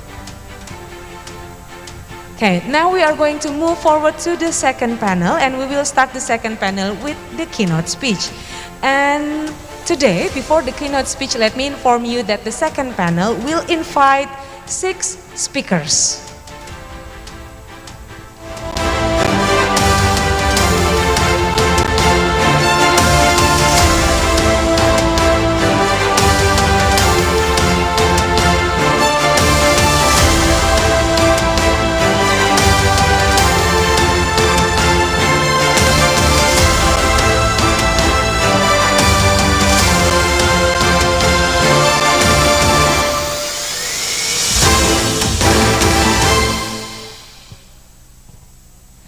Okay, distinguished guests, ladies and gentlemen, just like I mentioned before, that the second panel will start with the keynote speech that will be talking about creative economy and the future work in the Global South.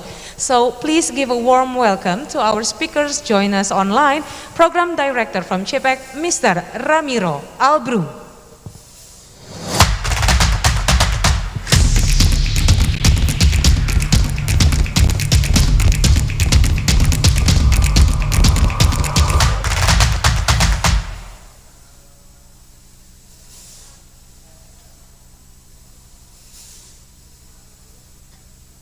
Everyone, good afternoon for you, good morning for me. I'm coming from Buenos Aires. I'm in Buenos Aires, so it's early in the morning. I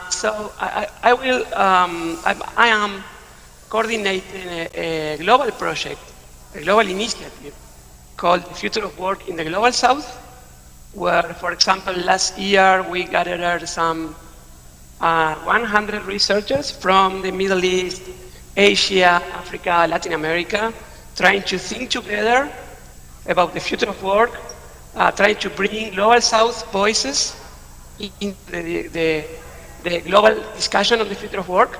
So my presentation will be some of my thoughts, but also, in a way, a poor translation of the work of many researchers from the Global South.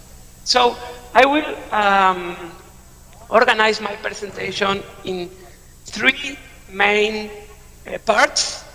The first one has to do with the future of work and the international community, or the future of work and the G20.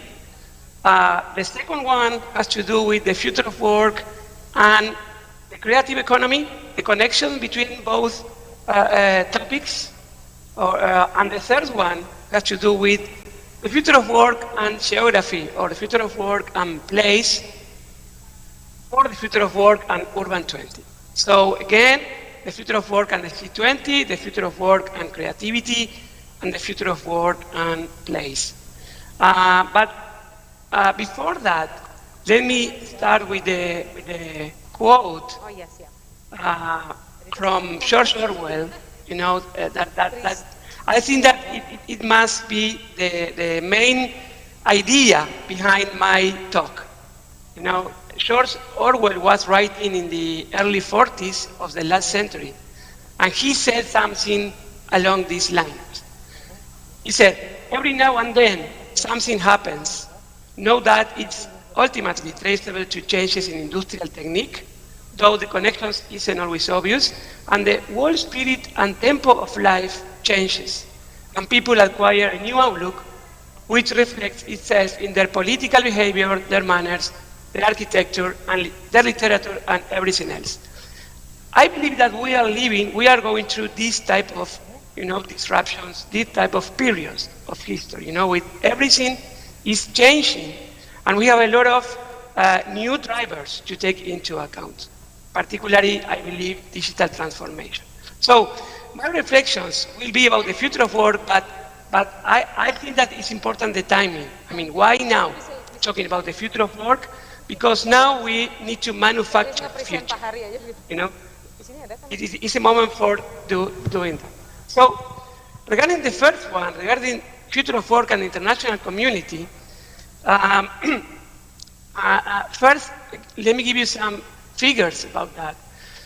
In the next 3 decades, the global working age population will increase by 25%. So 1 billion people will be added to the working age population. We will need to find a work for them, for these 1 billion people. These 1 billion people will be located in developing countries. They are 100% of these 1 billion people.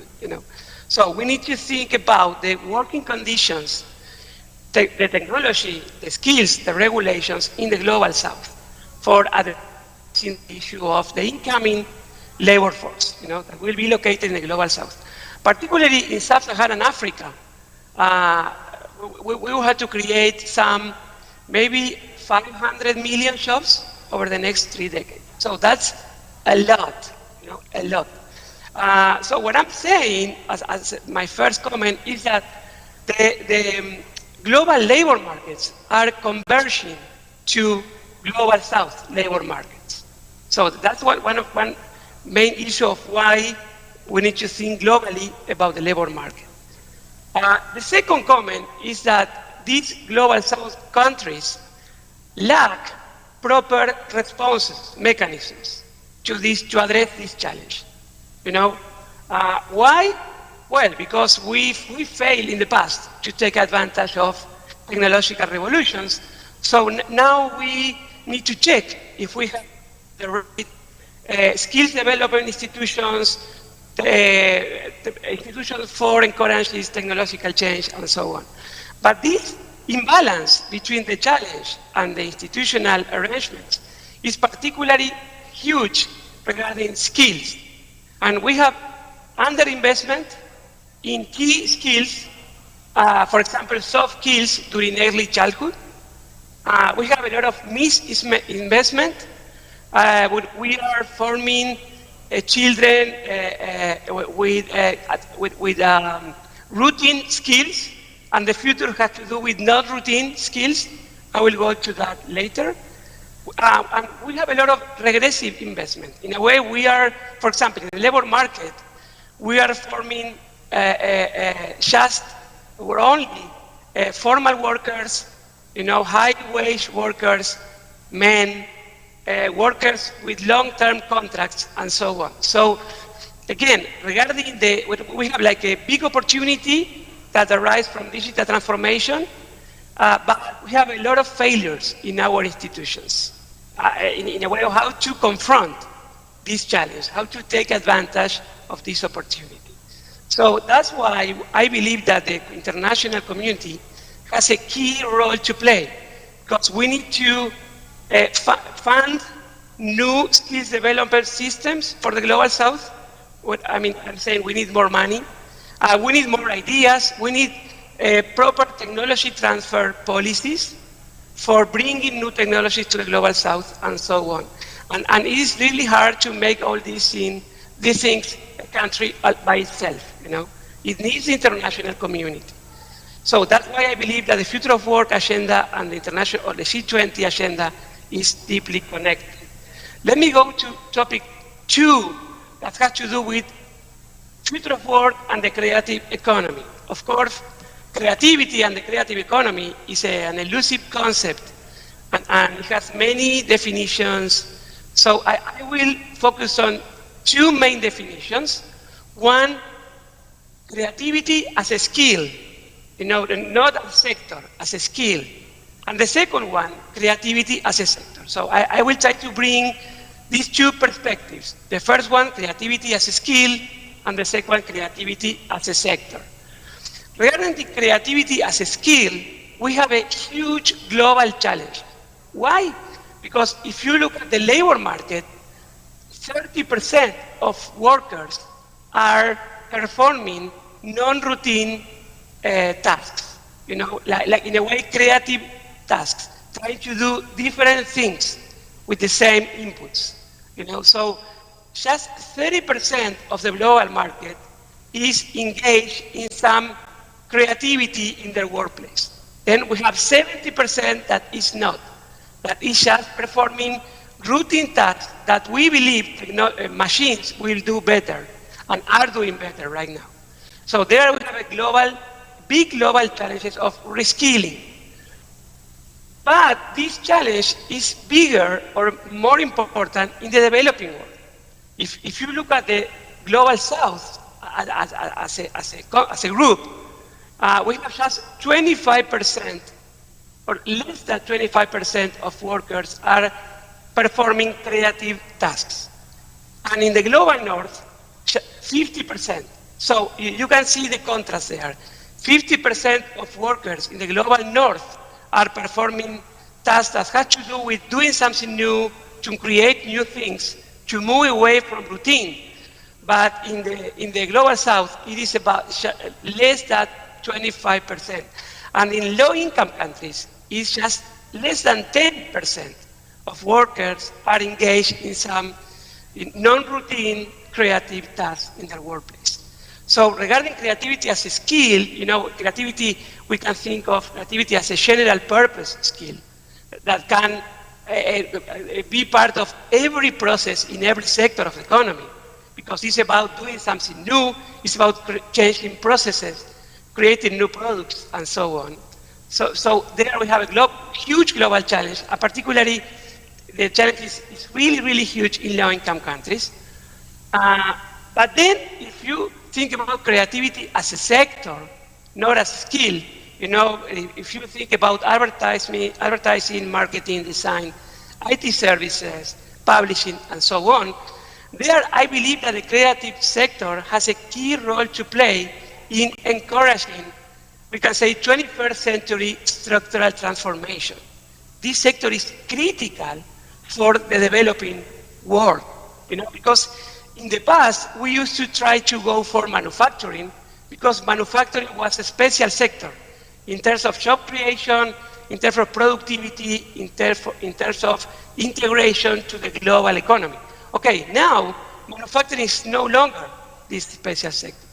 And the new sector, the novel sector, the special sector is the sector that we call the high-skill digital services, or virtual services.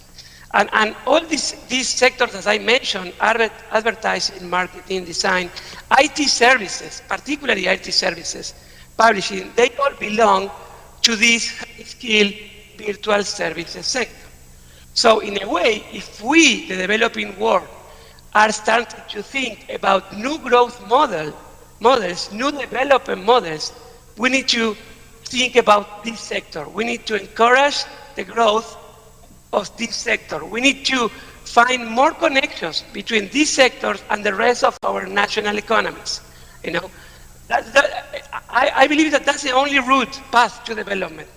Now that in manufacturing and in agriculture, technology is displacing workers.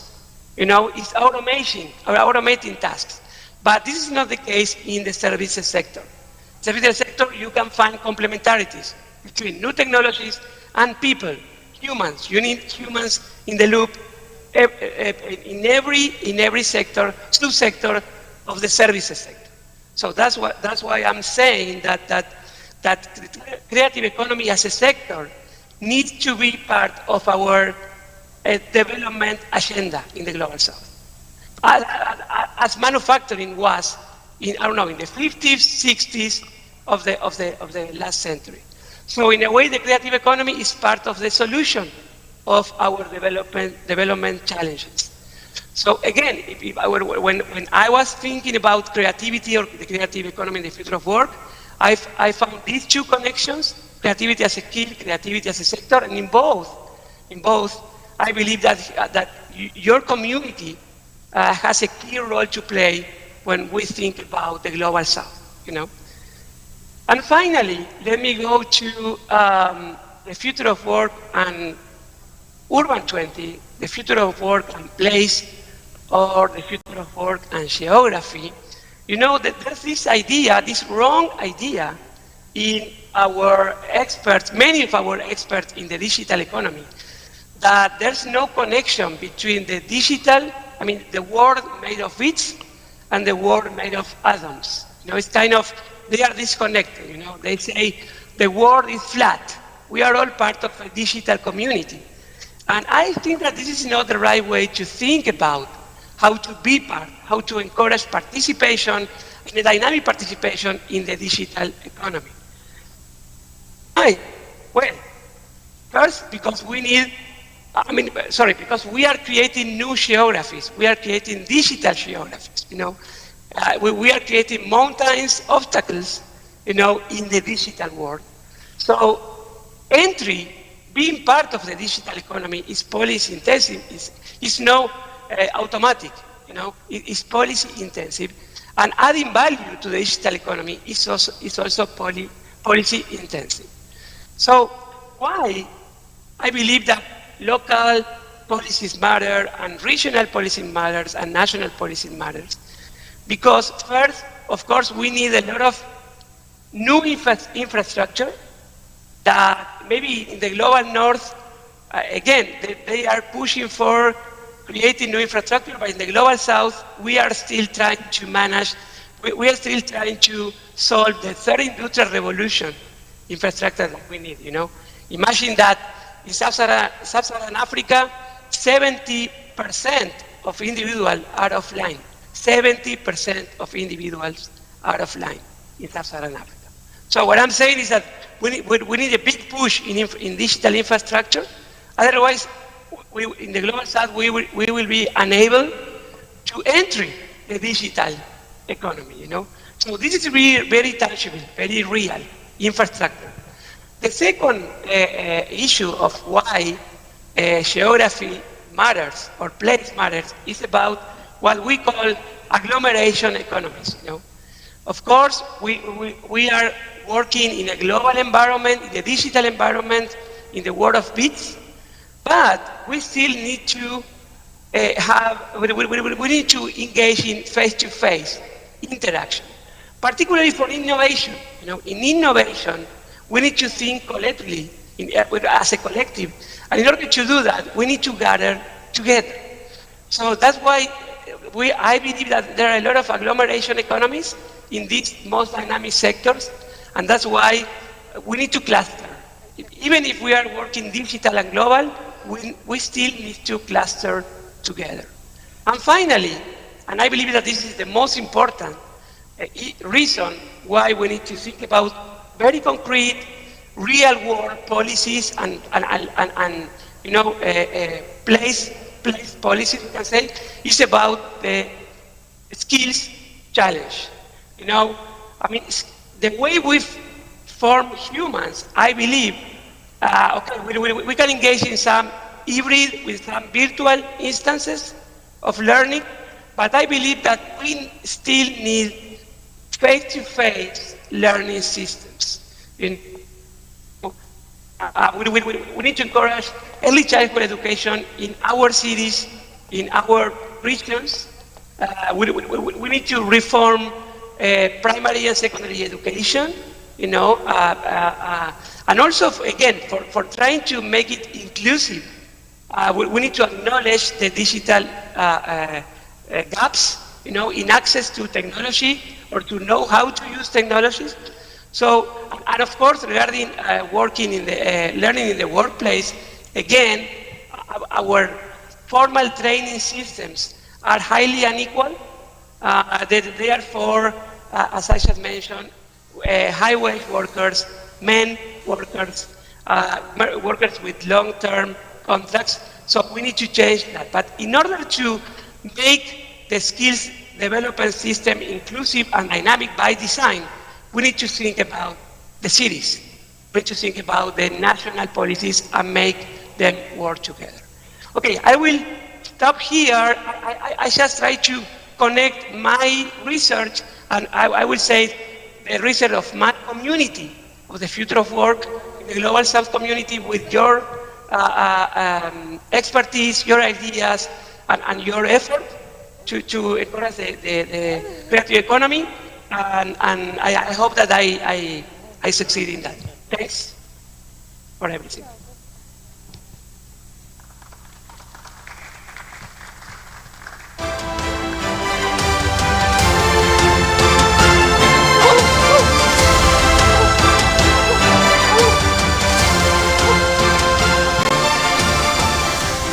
Thank you very much, Mr. Ramiro Elbru. What an interesting insight to start the second panel. Distinguished guests, ladies and gentlemen, now we will begin our interactive panel, and I will invite the moderator on duty. He is a lecturer at Institute Technology and Science Bandung and also an assistant lecturer at Bandung Institute of Technology. He holds an important role as a West Java Creative Economy expert board for craft subsector and have years of experience at the creative industry organization and workplace, such as exhibition coordinator at Indonesia Designer, board of Creative Entrepreneur Network, managing director of Design Hub Bandung, and also program officer of Bandung Creative City Forum. He has a Master of Design degree from Institute Technology of Bandung and a Bachelor of Design degree Product Design Institute Technology of Bandung, and held numerous workshops and exhibitions in big cities in Asia and Europe, and has conducted a lot of community project, publication, and achievement. Distinguished guests, ladies and gentlemen, please give a warm applause for Mr. Hari A. Mawardi.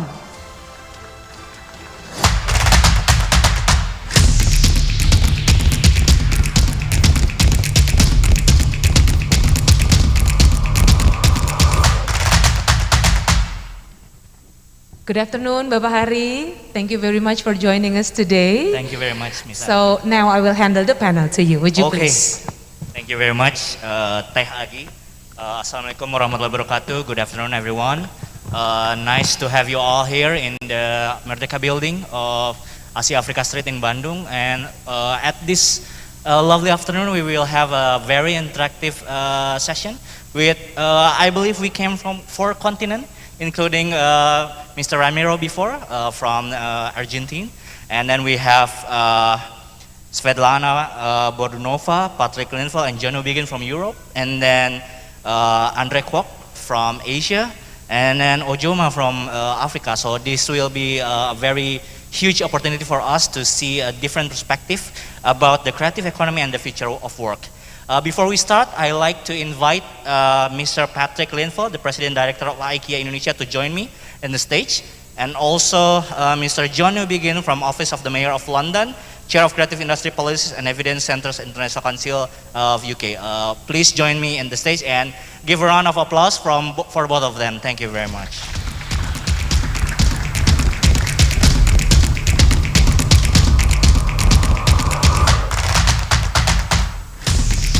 And also already join us through online is Svetlana Bordunova. Hi, Svetlana. Can you hear me? Yes, I do. Yes, I can. Okay, thank you very much. And then we have Andre Kwok from Good City Foundation. Hi, Andre. How are you? Hello, Pak Harry. Good to hear from you, and also hi, everyone. Hi. And then we have Ojoma, if I'm correct to spell the word. Okay, thank you very much. Yes, and I can hear you. Hi, everyone. Good to be here. Okay, thank you very much. So, for starting, we will talk about creative economy and the future of work with 3 key points about partnership to invest in creative economy. And then the second one is creative economy, connecting the 4th industrial revolution and the informal economy. And third is new perspectives on creative economy and media. And probably to accommodate the participant that already joined us offline in this building, I will also summarize all the speakers after you talk a little bit with Bahasa to summarize for the participant to have the context of the conference, if you may. And then we will start from Svetlana, the Director Center for International Media Research, St. Petersburg State University. Svetlana, the time is yours. Thank you so much indeed, and I will start this panel from the communication and media perspectives. I will now share my presentation, if you please. Hope you see it now.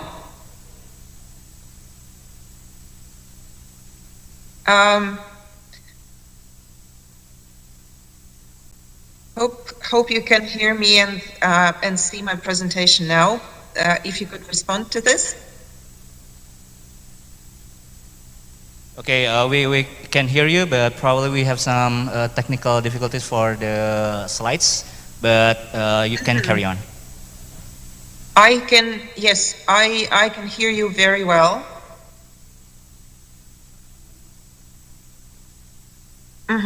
Okay, we can see your slide now. Yeah. Is this better now? Yep, I believe so. Yep. So let's stay this way so that you can hear and see me. There's quite a long way from St. Petersburg, Russia, where I am now, and Indonesia, and I'm very honored to be part of this Urban 20 and Connectivity 2022 meeting, and thanks for this invitation. As probably all of you know, the recent events in my part of the world have made me reshape my presentation and give sort of more a warning perspective rather than a perspective which takes the positive side. However, I need to say that we are continuing and hope there is dialogue, and we hope to be able to participate in this dialogue. And I'm speaking now as a global scholar and a global speaker, so let me share with you my concerns about the communication and creative industries. Because communication and media are a bit different from other creative industries, to my viewpoint. First of all, media and communication comprise several creative industries under one umbrella of, saying, communication creative industries, including PR, advertising, journalism, social media management, and many more, actually. However, today I would like to focus on a bigger societal role of media and communication for the outer society and for other creative industries and for other parts of creative economy, because the events around me, around myself and my family today, make me and call for making a step further, making a step up in speaking about media as a distorted social mirror, as something that impacts today and influences today whatever we do in the world.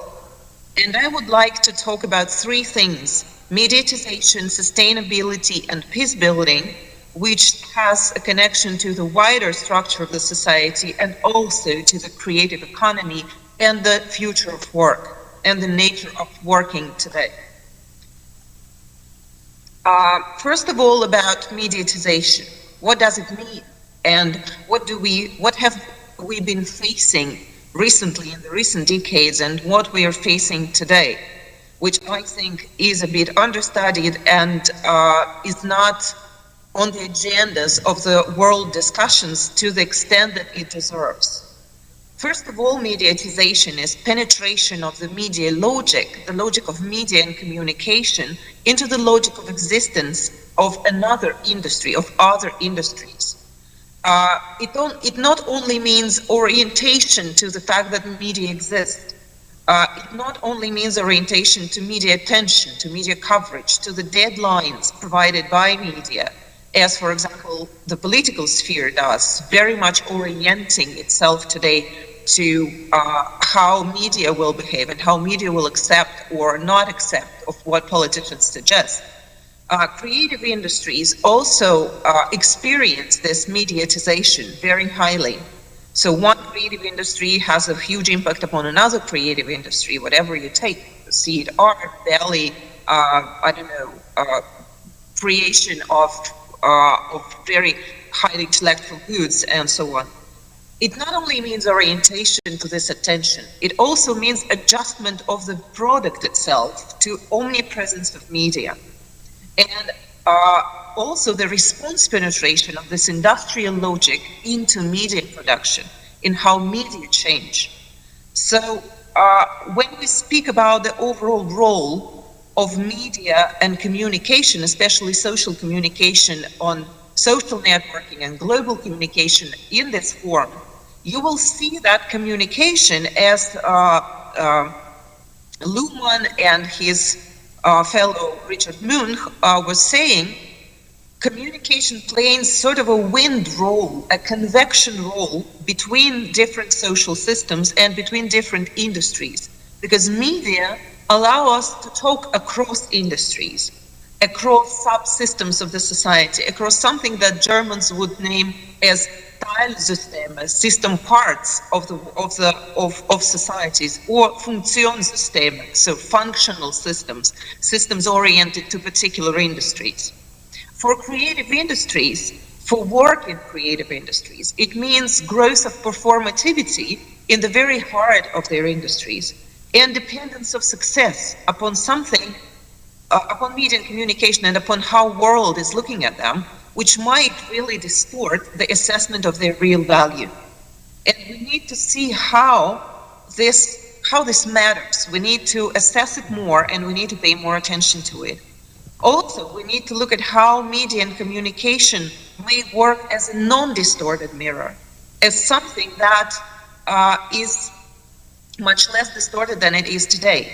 Because not only creation, but also spread of innovation and spread of what we see as new depends highly on media.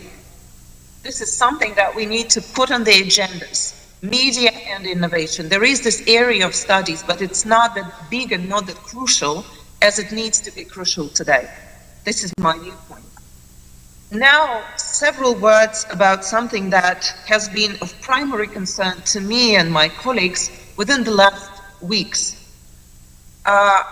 Media are not only a creative industry, are not only something that connects and visualizes other creative industries. It also makes possible a wider thing, which is social consensus. We know a lot of theories about deliberative processes and about how people come to agreement, about how people come to understanding, about how people come to their co-decisions, their mutual decisions, and share understandings, which crucially matters not only for how we work in creative industries, but also in a wider perspective. Today's public spheres, however, are seen as dissonant, disruptive, and discontinued. They are constant reassemblages, which also affects how we see the work in such creative industries, because it's much more temporary and it's much more flexible at the same time. Rational deliberation does not seem possible, and I would like to drag attention of today's audience to a very fundamental, paradoxical gap between how we see agreement via communication and how we see informing via narrative. Because agreement, as seen by Jürgen Habermas, the great German scholar, is described as true agreement created by acceptance of optimal grounds. That everyone who participates in negotiation, including very complicated negotiations that are taking place today, that all the deliberating sides need to agree that they have found an optimal route from reason to consequences. However, the nature of narrative, which is one-sided, person-focused, and has a nature of storytelling, opposes this, opposes the nature of the deliberative round-robin dialogue.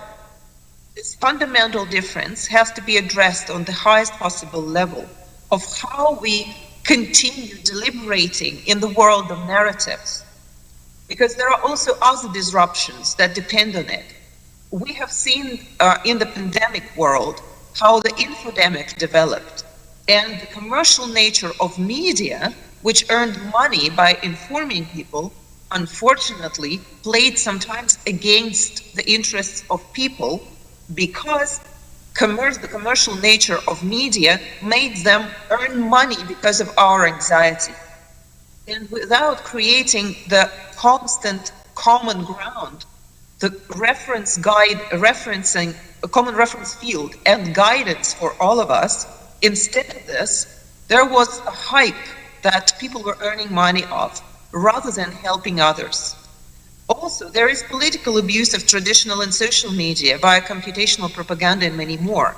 And there is also this fundamentally blurred boundaries of truth that we need to also address, which are being addressed on the level of UNESCO, the UN, and other entities. But I think that the economic view on how we construct the truth is also very necessary. However, we need not panic. We need not to be very pessimistic about this, because we need to learn how to live in the public spheres of high complexity, in the societies that are mediated and mediatized, and in the industries which highly depend on the presence of media today. For example, my colleagues and I have been elaborating on cumulative deliberative processes, on opinion formation that has cumulative, not this round-robin deliberative nature. And this might complement our understanding, this new normativity might complement how we understand agreement and how we understand future work. Because normal people have a right not to be deliberative, but institutions do. And we need to study how cumulative opinion formation works, and we need to distinguish between grassroots non-deliberative talk, industrial biases in this talk, like media biases in this talk, structural biases, and strategic distortions in public discourse. This will definitely help see creative industries of media and communication as more clean and more publicly serving. And my last point is about the peace building and about how communication and media could help, because there's, for every single creative industry today, there is again this question of how to write poems after Auschwitz that Theodor Adorno posed many years ago. And what can we do? Every single person I know in my industry are asking themselves, what can be done today to prevent and to recover from? Creativity in media work, as we know, is highly abused today, because social polarization is even constructed, and communication is used to prepare grounds for wars around the world. And there's nothing except for people to prevent it, because institutions created for that cannot prevent proxy war as we see today.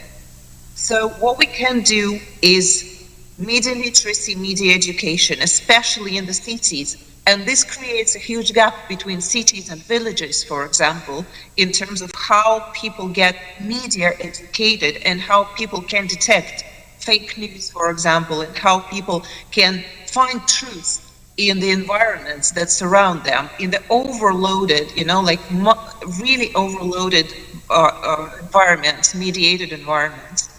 then we need balanced media, perhaps even independent of nation states. We need some world information system that would be detached from national interests in order to inform people of what is going on and try to find balanced reporting. And also, mediatization of wars and conflicts must be on international agendas to the bigger extent than it is today. Thank you so much, and I'm open to questions. Okay, thank you very much, Svetlana. Please give some round of applause for Svetlana and her thought. Okay, so there are a lot of interesting points about came from Svetlana's presentation about, especially about the media role in nowadays agenda probably, and then there are some highlight that I already take notes. It's about the distort of the assessment of real value. I believe this is something that we already entering the period of about the reality and or also the virtual reality in this digital transformation should be taken aware of, especially for the creative industries. And I think we will talk again about this later more thoroughly. And then we will start to give some time for the second speaker is Patrick Lenville from President Director of IKEA Indonesia to share his thoughts about the creative economy and the future of work. The time is yours, Patrick. Thank you, Pak. Selamat sore, everyone. First of all, I'm very grateful this is an international setting, so we stick to Bahasa Inggris. I hope that's okay. Before I start, I just like to extend my gratitude to the government of West Java for giving me the opportunity to represent IKEA during this event and during this panel. I would like to take you through just a few sections when it comes to how IKEA sees its position in the creative economy and how we see that we are currently, but more importantly, how we intend to continue to support the creative economy going forward. And I'm going to finish with one point, which is about prerequisites for doing that engagement and support to the economy. Starting just to give you a concept and a context of why we so much appreciate to be here. It's really about where we are in the world we're living in today. And as we are in this situation calling for action, it is extremely important that we do this together. We are living in extraordinary times. We have had a pandemic since, well, declared in March 2020 as a global pandemic, rippling through the societies and in individual lives. We do not know how long that effect will be with us, but for sure it will have everlasting and long-lasting changes to behavior, to people's lives, and to people's livelihoods. And of course, adding to this, as this is not enough, we currently see an extremely challenging situation globally. It was mentioned before, we have significant geopolitical tensions also outside this region. We see inflationary events taking place daily, basic commodities spike in prices and spike in costs. Cost of doing business is going up. So if you look at the mid to long term, while this short to mid-term outlook, it's a very challenging environment we're in. So from an IKEA point of view, we really appreciate this call for action. Trying to give you context of IKEA in general, but also IKEA in Indonesia. IKEA has been in Indonesia since the 90s. And just lately, in 2014, we were as a brand starting to run our retail operations here.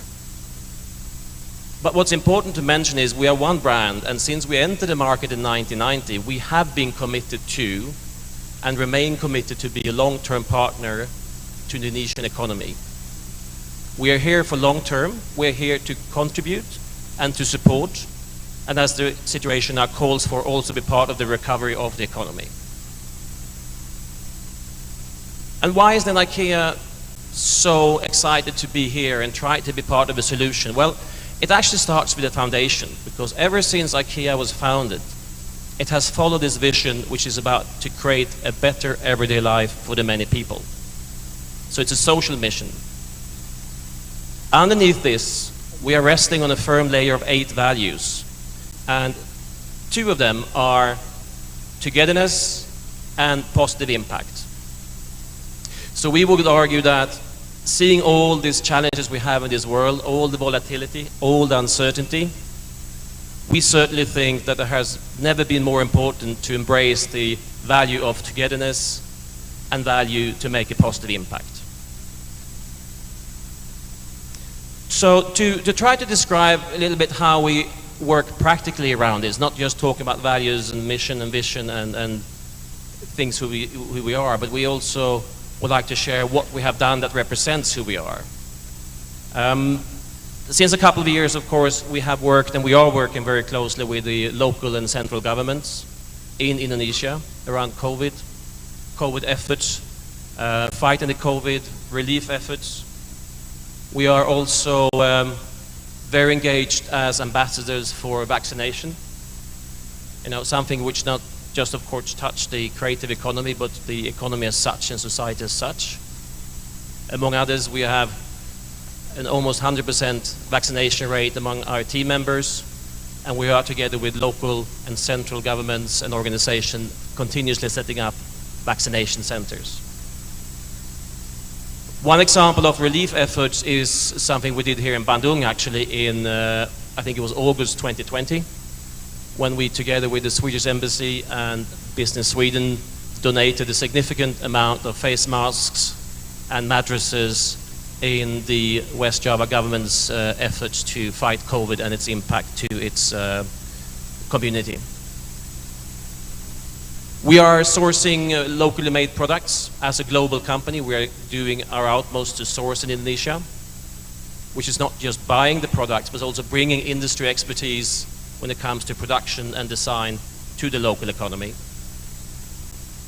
We are actively growing and have been growing our network to work with SMEs. And we, as late as last year, we established a national memorandum of understanding with the Ministry of Cooperatives, which is a commitment from our side to implement and support SME stands, SME booths in all our IKEA stores around the country. And this is actually something which is unique for our brand across the world. Nowhere else is this being done. And another example, if I may take one from Bandung, something which my dear friend, the moderator here, knows very well. We have worked and we are working very actively with local artists. We are in our store in Bandung, giving space, curating, cooperating and supporting local artists in their expression of the local art and the local art movement. And finally, what we have done only during last year is actually we have, despite the COVID, despite the global supply chain disruption, despite all the challenges, we have continued to be committed. And last year we more than doubled in Indonesia our presence when it comes to retail space and outlets, which meant that we more than doubled our workforce and welcome more than 1,000 new colleagues to the creative economy. So despite these challenges, we are working very closely with our business partners to continue to invest. So just a few small words about what we're going to do in the future to frame this one in terms of actions, and then I will try to summarize also with one prerequisite we see as a business. But having mentioned what we have done doesn't go far. We all know that most things remains to be done. So having said that, we are extremely focused on continuing the actions that I mentioned. The first thing we're going to do is continue to invest in new stores and new meeting points with customers around Indonesia, which means we're going to continue to hire and recruit and develop and give job opportunities in the creative economy. We are also, as we speak actually, launching a social entrepreneurial program which will span over 2 years. It will allow 10 social entrepreneurs from Indonesia to develop and scale the business model with support from our business and organization. So as you hear here, the number of different avenues which we're exploring. I also mentioned before the work we're doing with the SMEs, where we up until today have only been in the stores, but we're also going to take the Indonesian SMEs online to our own web platform. So basically doing it nationally accessible across Indonesia. When it comes to, just a short word also when it comes to digitalization, it was mentioned before, and I think just as much has been said on the digitalization as there are opinions, but we, like many other businesses, we are actually doubling down our efforts within that area. And it's not to do something radically different, but it's actually to use the technological capabilities there are out there to become more accessible, to become more affordable, but also to reskill and upskill our workforce. As we are using also digital formats in different ways, we also see that we are finding new and developing new skills which hasn't been there before. We have a significant acceleration of online-offline integration during the last couple of years here. So I'm personally extremely excited about that, and it's not about rationalizing the business, it's about improving the business when it comes to digital capabilities. And for the creative economy, I think it's just good news, because you really increase accessibility, affordability, and you help that business and this business to become much more present across the whole nation. Which we all understand is very important, right? Because sitting in a nation with 17,000 islands, a country wider than the US, it's extremely fragmented. It's very expensive to do business here if you want to be accessible, but this is really, really a key enabler for us. And when it comes to sustainability, well, for me, sustainability is part of everything we are doing. But we will, as a brand, of course, always continue to work hard on sustainable initiatives. I mentioned we are here for being a positive force and making a positive impact. That, for us, means we need to have a sustainable business throughout all activities in the organization and what we're doing. And finally, on things that we have planned is our ongoing exploration and how we can work more actively with local educational institutes, train, being incubator for the creative economy with our business as a platform, enabling, again, volumes to be created. That's just a few words on who we are, why we connect so much to the importance of recovering together and recover stronger. I would just like to finish my short speech here with one call and one sharing, and that's the fact that we are, as a business, working very, very hard, and we continue to advocate for a level play field when it comes to the regulatory framework that we are operating within. And why I'm saying this one is the fact that we are today seeing an increased challenge of importing certain categories as a global brand in Indonesia.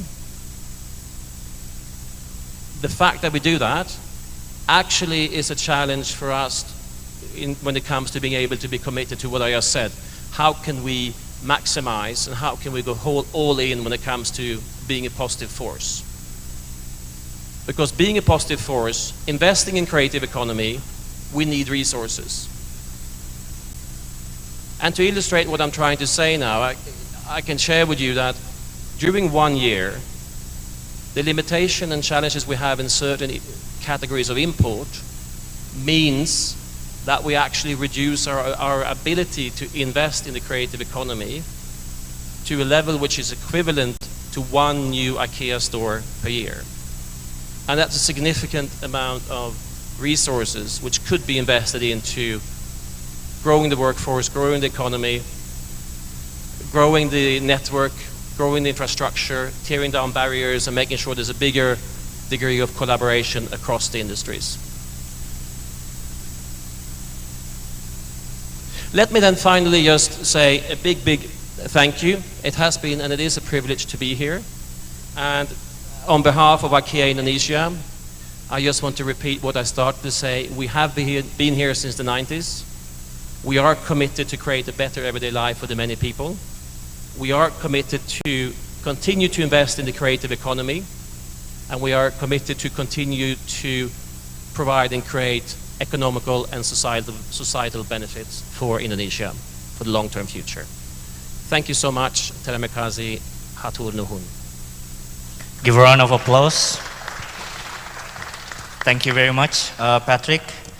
Such an inspiring word, because I believe, like mentioned before by Svetlana, the balanced media and then also the peace building, all these things should be covered in nowadays agenda, because as what IKEA wanted to share about create a better everyday life, togetherness and positive impact is something that we all adore to achieve at this moment. And I think it's some very good gesture from the IKEA to show how collaboration can be made between IKEA and also the government in Indonesia, especially with the SME supports.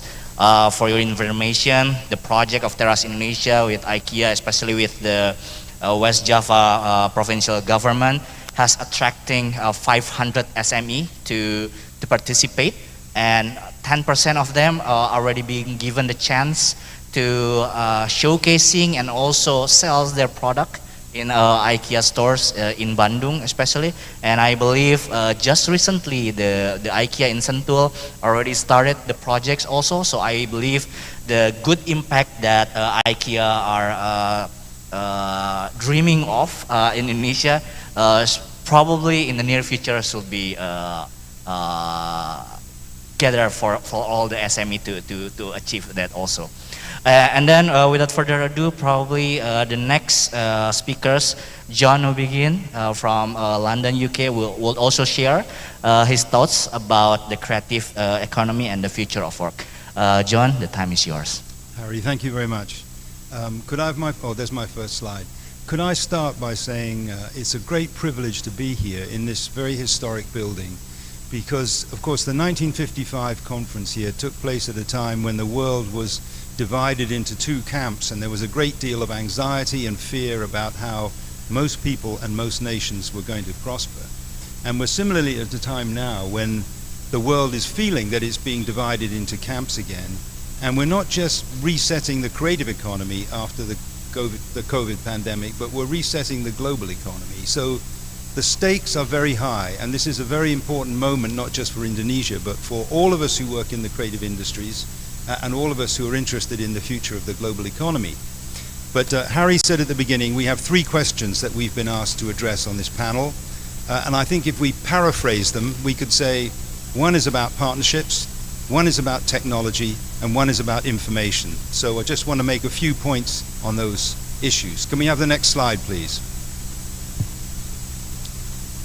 And before the next slide comes, I'll tell you what it says, so you don't have to wait for it. It says, while international relationships are getting colder, intercity relationships are getting warmer.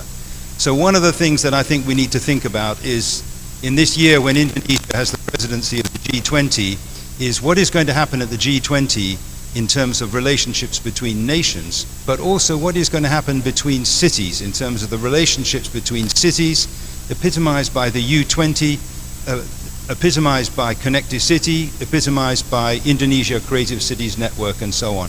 So there's a real opportunity to try and integrate how we think about these things at a city level and how we think about them at a national level. And can I have the next slide, please? And of course they go together, because if you look at these four huge issues that we have to address around the world, all of them are issues which are being intensified by the rush to urban living. Over 50% of the world's population now living in cities. That is growing rapidly. The problems that we are creating for ourselves on the planet are generated by cities, and therefore the solutions must be found within cities. So again, I think connecting the global and the local is hugely important. And can we have the next slide, please? So if we think about new partnerships, I've just put up three here. One is about partnerships with academia. We do not understand much of the dynamics of the creative sector because it's fragmented, because much of it is informal, because much of it is micro businesses, because much of it is very, very difficult to pin down, and because much of it is changing very rapidly because of digital technology. So there are partnerships with research organizations and academia. My second word is design, and by that I mean partnerships with government, because I think that most governments still see the creative economy as a nice little addition on the side. But in London, for example, we have a 20-year transport plan and we have a 20 and 25-year infrastructure plan for land use planning. We're now developing a 25-year plan for cultural strategy so that we can integrate culture and creativity into the long-term planning for the city. And we need to be thinking about having that happen at a national and international level too. So design is crucial. And the third point is intermediaries and aggregators. And by that we mean governments do find it difficult to engage with the creative sector, and so do big businesses. So rather than talking about intermediaries, I'll give you an example which involves IKEA, which is a group of 2,000 women weavers in India working very informally, most of them illiterate, working in villages spread across an enormous area in rural India, have just signed a deal with IKEA, an 8-year deal worth $50 million for fabric. Now that would not have happened. IKEA can't go around villages in India to find illiterate women weavers, but an intermediary organization connected those two. So I think one of the things we have to think about is there is no distinction between the informal economy and the formal economy. Here are illiterate women weavers now connected to a global supply chain. That is the way the world is going to evolve in the future, and one of the ways in which we have to think about partnerships. Can we have the next slide, please? So thinking about new technologies, to pick up on my former point, although we asked to think specifically about the fourth industrial revolution, if we think about the intensification of technology and digital technology, that is what is driving informality. The informal is being made the new formal because of technology. So to think about an economy that is divided between formal and informal is going to be increasingly irrelevant. And one of the consequences of that is, I think we have to be thinking about work rather than jobs. And by that I mean most governments structure their tax system, their regulatory system, their planning system, their statistics, their social security systems on the basis of jobs. And we saw that in the time of the pandemic, because people in many countries who were in secure jobs were able to get government assistance. People who were not, who were working informally, were left to their own devices. But we're increasingly in a world where people, they do not have one job for life, and they may be working in a variety of different jobs at the same time. This is happening in the global south, but my God, it is beginning to happen in the global north too, because our economy is becoming more casualized. We have the growth of 0 hours contracts and the gig economy. So thinking about how we design our economic and fiscal and social structure systems in terms of work rather than jobs and people rather than what people do is increasingly important, and that will have a huge impact on the resilience and the sustainability of the creative economy. And the next slide, please. So here I've called this first point an algorithm economy or a human economy, and by that I mean we all use the internet. We think the internet is free. We think it's open access. It is. But we also know that the platforms, whether they're US-owned platforms or Chinese-owned platforms, they are using algorithms to decide what gets prominence on all our search engines. There is a huge, huge element of unaccountable control in the way the platforms work. TikTok last year in China decided to run a little mini platform to encourage or give greater profile to traditional craft makers across China. It had a huge impact on a traditional part of the creative economy in China. That's a decision made by one platform. These platforms are enormously powerful. The creative economy is barely empowered at all, partly because it is constituted on the basis of freelancers and microfinances. We have to think about whether we want an economy where the key issues that affect us all are going to be dictated by algorithms, or if we want the kind of economy where we as humans are able to make decisions and where the guiding principles are about things that work for the society, for the economy, for the environment rather than what reflects the interests of the owners of the platform. And then secondly, on this information point, I put here imagination, not knowledge. I think one of the issues that we all suffer from around the world is education systems which are still working in tune with the 20th century version of the economy, where people will get jobs, where people will have a disciplined set of activities that they have to undertake. And as the chief economist at the Bank of England mentioned in a recent lecture, knowledge is something that we now all access from Google. What we really need is imagination. And if we're going to have a creative economy, it's an economy which is going to have to be based on imagination, and yet our education systems do not, on the whole, encourage imaginative, creative, collaborative, disruptive team working. It encourages competition between individuals in very, very controlled and regulated circumstances. In school, if you collaborate with somebody, it's called cheating. In work, if you collaborate with somebody, it's called good work. So there is a complete disjunction between what happens in education and what happens in the economy. And if the creative economy is going to thrive, this is an issue which we have to address. And I make these points because I think all of them are issues which, of course, need national and international action. But they are also issues which can be resolved and are being resolved in many cases at city and municipal level. And can I have the last slide, please?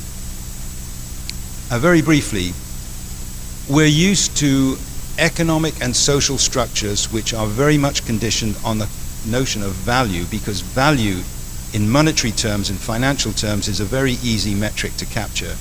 If we are going to develop metrics to guide our policies which reflect the needs of society and community and the environment, highlighted by the pandemic, because it has been cultural activity that has held communities together during the pandemic when the financial infrastructure was beginning to collapse, we certainly need to be thinking about our values if we were to have an environmentally sustainable future.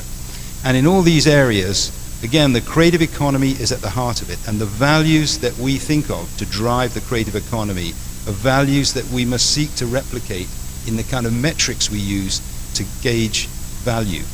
So it's value and values, not in opposition to each other, but working together. And again, that is something which at city level needs to be taken on board by city and municipal governments just as much as national governments. So thank you, Harry. Thank you very much, John. Please give a big round of applause to John to begin. A very short but fruitful thoughts from you, John. I think there are some keywords that need to be highlighted. About the informal is the new formal. I believe this is also the current situation, especially in Indonesia. Like already mentioned about the Indian worker and then how they can become new formal at nowadays, especially more than 80% in Indonesia is still on informal sectors, especially the worker. And I believe probably some of the vendors of IKEA are also still covered in informal sectors. We will catch you again about that issue after the next speaker.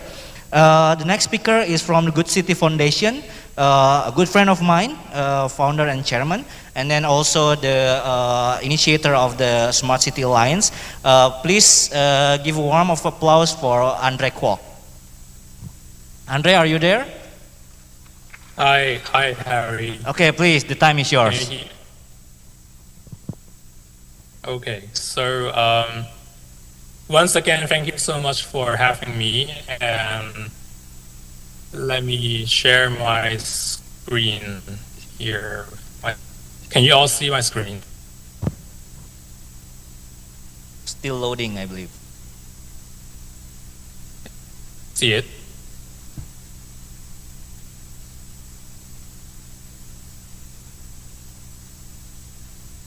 Okay. So, yeah, so I think, once again, thank you so much, Harry, Tita, ICC, and the West Java government for having me to share and also responding to the 3 questions in the U20 event here about the partnerships, how to invest to creative economy, connecting to technologies and also perspectives on the works in the future. I'll be first sharing about two cases that we have done with our counterpart, our friends in Indonesia in the last few years, and also responding a little bit to the concerns or the importance or challenges facing especially the future of work, which my personal stance and perspective are very much together with what John mentioned about the informal sector. So one first case is about back in 2019, we have been collaborating with the city government of Bali, in Denpasar in Bali, to look at how to transform traditional tourism business into something more creative. As we all know, Bali has been very much visited by both Australian and also Chinese, and so we have conducted a partnership program called PVP by Youth. Back in 2019, that was our first time getting supported by ICCN as well, and we happened to come across this location called Sensan Village in Bali. And in the second year, as we follow up in the project, we also start engaging with the Harvard Graduate School of Design to provide deeper insights on and also assessment on how such a bamboo house tourism site can actually be as a pilot to transform gradually into something else. As one of the results, it's very tiny in a sense that the moment one of our suggestions was turning part of the site into development related to bamboo forest, as it happens that the site is actually surrounded by bamboo materials and the forest. So it turns out to be one of the plan that they only adopt when the COVID-19 outbreak, that tourism was shut down, the whole tourism was bad in Bali, and the owner decided to adopt a plan to transform their site into bamboo treatment center. So as the video is showing here, it's the location of the bamboo treatment center where it's supposed to be a traditional tourism, and as COVID hit, the site was transformed into a treatment center. The owner, who is an architect, helped the local workers to upskill and also sort of expand the business and innovate the business model into upcycling the worn out bamboo materials into furnitures, handicrafts, and also other materials that can be as part of the construction materials for new housings. So I think this is something we find out that local Indonesians are very creative themselves, driving, but just need some need some certain facilitation and support to ensure that the transformation are on the right track. And so besides with the support and facilitation, we are also helping them to establish a digital platform which will be launched middle of this year for maintaining their tourism still, and also at the same time adding especially the architecture, demonstrating how Sensan can actually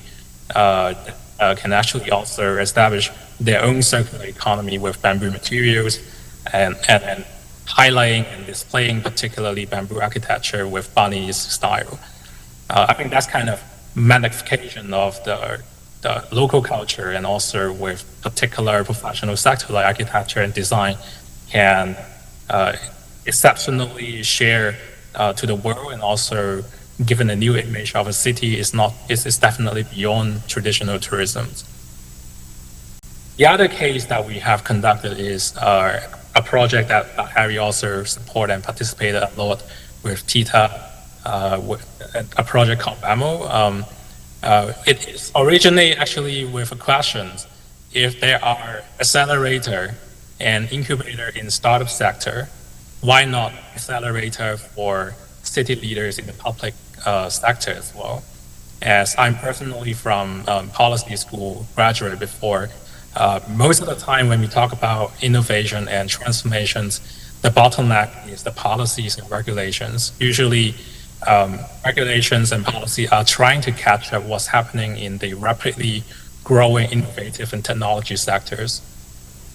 So we were questioning, it's not just about the learning of the city leaders, but also how they can, while they're already very busy and also very much flooded with many different news and information every day with emergencies like COVID and natural disasters, how can they keep up with the imagination, like John mentioned? How can they keep imagination of how policies can actually become a facilitating factor instead of a barrier to creative economy? So this is a boot camp that we co-create together with ICCN and also with the support of HTC5. We conduct some session preparatory in Zoom first with 81 city leaders in Indonesia, and then extended to virtual reality session where participants were given a very basic VR box to so we are all connected not just on Zoom but also in the HTC5 port at the end. So this is one of the sessions that is quite unexpected, that participants at the end suggest that they should be also taking part to share.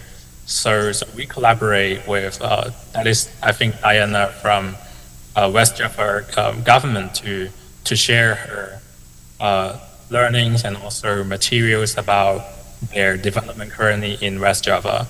So other city leaders from other provinces and especially small cities in Indonesia get to connect, speak directly, interact sort of virtually face to face, and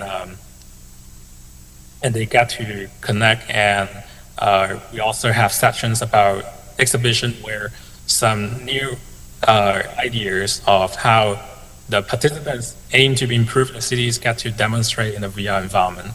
And I think lastly, also we tend to demonstrate complex technologies like how digital twins works over virtual reality environments, so that it really hopes that the policy leaders, city leaders get to learn further about how complex of technologies are actually facilitating urban innovations and also maybe creative economy as a whole. These are some of the results that we have seen that I think something is very tiny is that the industry of virtual reality, or currently what we call metaverse, immersive technologies, are growing very rapidly, especially since last year. City leaders are actually definitely encouraged to attempt to engage more with these kind of technologies and tools to boost their own confidence in using smart city technologies, and also boosting the sense how technologies should be governed.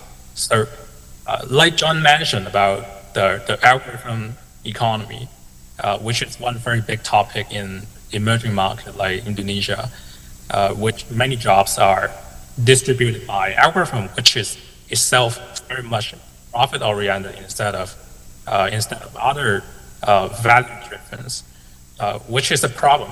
I mean, but something more in the cross is, if the city leaders or policy leaders are not familiar with technologies, that will be hard for them to understand the reality, and there will be further hindrance in the governance. So these are some other use cases that we have done. I think lastly here, based on some experience we have done with, especially working together with city leaders in West Java, in other part of Indonesia, and I keep thinking a lot about creative economy from my background, which is on policy and a little bit technologies. If I take further concerns or reference from other part of Southeast Asia, for example, there are over 800,000 young forces employed as gig workers in Thailand, and 100,000 in Singapore, and in mainland China itself, 200 million, hired by platform companies, and which is also part of the creative economy. As John mentioned, jobs are being distributed by technologies, and hence the pay salaries are also decided by technologies to a certain extent, which is a big challenge, I believe, in creative economy, because most of the time, workforce in creative economy are informal, and from the perspective of public sector, meaning unstable income for the workforce, and hence much less contributing to pension system, social security, and welfares. And an algorithm probably by itself is intrinsically biased. So if we think larger in the question, in the long run, there will be an issue of sustainability of the economy, which some honorable factor like COVID-19 would be easily disrupt the workforce and hence their income, and at the end the whole business model of the creative economy. So a little bit call for action, as we have been also exchanging some learning and comments, feedbacks with Bahari and also his colleagues sometimes. Creative economy is definitely essential in the future, because it represents not just the growth, the future growth of a country, but also it represents the identity of humans and also culture, branding of a country and cities. No one wants to live in a world where technology dominates everything. No one wants to live in a world like Black Mirror. We would rather live in a place of high culture and also diversity and everything. So at the same time, the city leaders and every stakeholders in creative economy need to work together on looking into technology governance and create supportive policies to encourage all stakeholders, including companies, to create favorable workforce conditions, such as fair compensation and social security participation for the workforce. And also more deeper support with international experts, and also other kind of examples from different cities around the world that are doing great so far, and exchange all this knowledge and experience. Lastly, we are a Good City Foundation, a nonprofit founded in Hong Kong, and currently we are also institutional partner to an initiative in the Work Now Forum called G20 Global Smart Cities Alliance. As I know, the U20 would be submitting a communique to the G20 for different pillars on youth, employment, and also digital economy. We would like to encourage West Java and also all stakeholders to work with us to conduct workshops, especially on technology governance policies and capacity building, so we can provide more model policies and also experience and cross-sectors collaborations for the betterment of the country in the future. That's all my brief sharing, and look forward to more discussions and exchange of knowledge. Thank you so much. Thank you so much, Andre. Okay, the last speaker came from managing partner of the Creative Economy Practice CC Hub from Nigeria, Ms. Ojoma Ochai. Ms. Ojoma, the time is yours. Thanks. Just to say thank you and echo everyone that has spoken already about how much of a pleasure it is to be here. I'm dialing in from Lagos in Nigeria, and I run a practice that is looking at supporting technology application and innovation across the creative economies of Africa. And so this topic that's looking at the fourth industrial revolution, informality, and partnerships to invest are very much aligned with the work that we're trying to do through the practice. John was talking earlier about intermediaries, and essentially that's what my organization is seeking to do, is support the sector with research, capability development by supporting investment readiness, supporting access to markets, and investing in early stage companies working at the intersection of technology and creativity. And in terms of what we're seeing as it relates to trends, I'll start from the trends that we're seeing in a sub-Saharan African context. Many of what has been talked about already in terms of the push towards online and digital consumption and distribution is something that we're seeing very much in many parts of the continent. Like any other place in the world, COVID has really accelerated the online consumption of content. So we're seeing a whole new generation of content creators and creatives that are digital first. We're seeing filmmakers that are launching their careers on TikTok. We're seeing filmmakers launching their careers on online platforms. So there's a whole new generation of creatives that are being born and that are accelerating their practice on the internet. So that's certainly a trend that we're seeing. We're also seeing shifts in usage of artificial intelligence. There are some sort of wicked challenges in many of our value chains and ecosystems. And one of those challenges is just around the lack of information and the difficulty and inefficiencies in the value chain. So we're seeing, for example, lots of companies that are emerging using artificial intelligence to simplify processes, for example, casting. Lagos and Nigeria, where I live, obviously has a massive film industry. And so we're seeing artificial intelligence being used to automate auditions and drastically cut down the time and the cost that it takes to hire a cast for a film. So we're seeing real life application of these technologies. The earlier speaker was talking about extended realities and the metaverse. We're seeing new models of content creation to tell more African stories, reach new audiences, sharing more of our histories and our realities. But we're also seeing these extended realities enabling new models in other sectors like education and creating new mechanisms to improve outcomes for children in schools. Other trends that we're seeing as it relates to the fourth industrial revolution relate to hardware and the role of hardware. So while we often think of distribution, for example, from the basis of things like streamers and online platforms, in many parts of Africa, we're seeing that the distribution of handsets, for example, is tied very strongly to the distribution of content.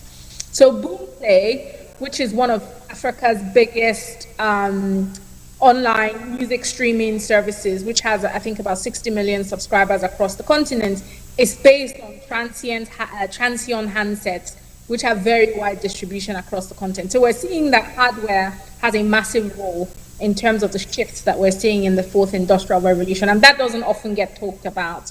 We're also seeing the role of hardware in enabling new marketplaces for gaming, for example. And so we're seeing the emergence of new gaming clusters in different parts of the continent. There's also trends in blockchain for enabling payments and access to new markets for creators and creatives from the continent. And I say all of that to draw the sort of first conclusion that I wanted to share in this panel, which is it is getting impossible to distinguish between digital economy and creative economy value chains.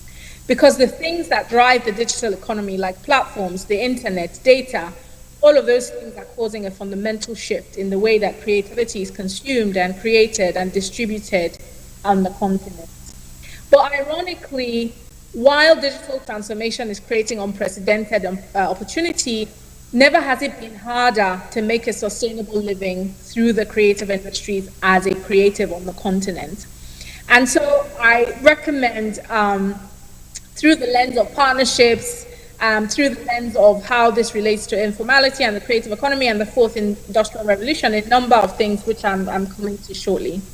But the first point I wanted to make is when we talk about government intervention, we're often looking to the ministries of culture. In the earlier panel, they were talking about who's responsible for the creative industries, and we're really feeling that in many parts of sub-Saharan Africa and Africa as a whole.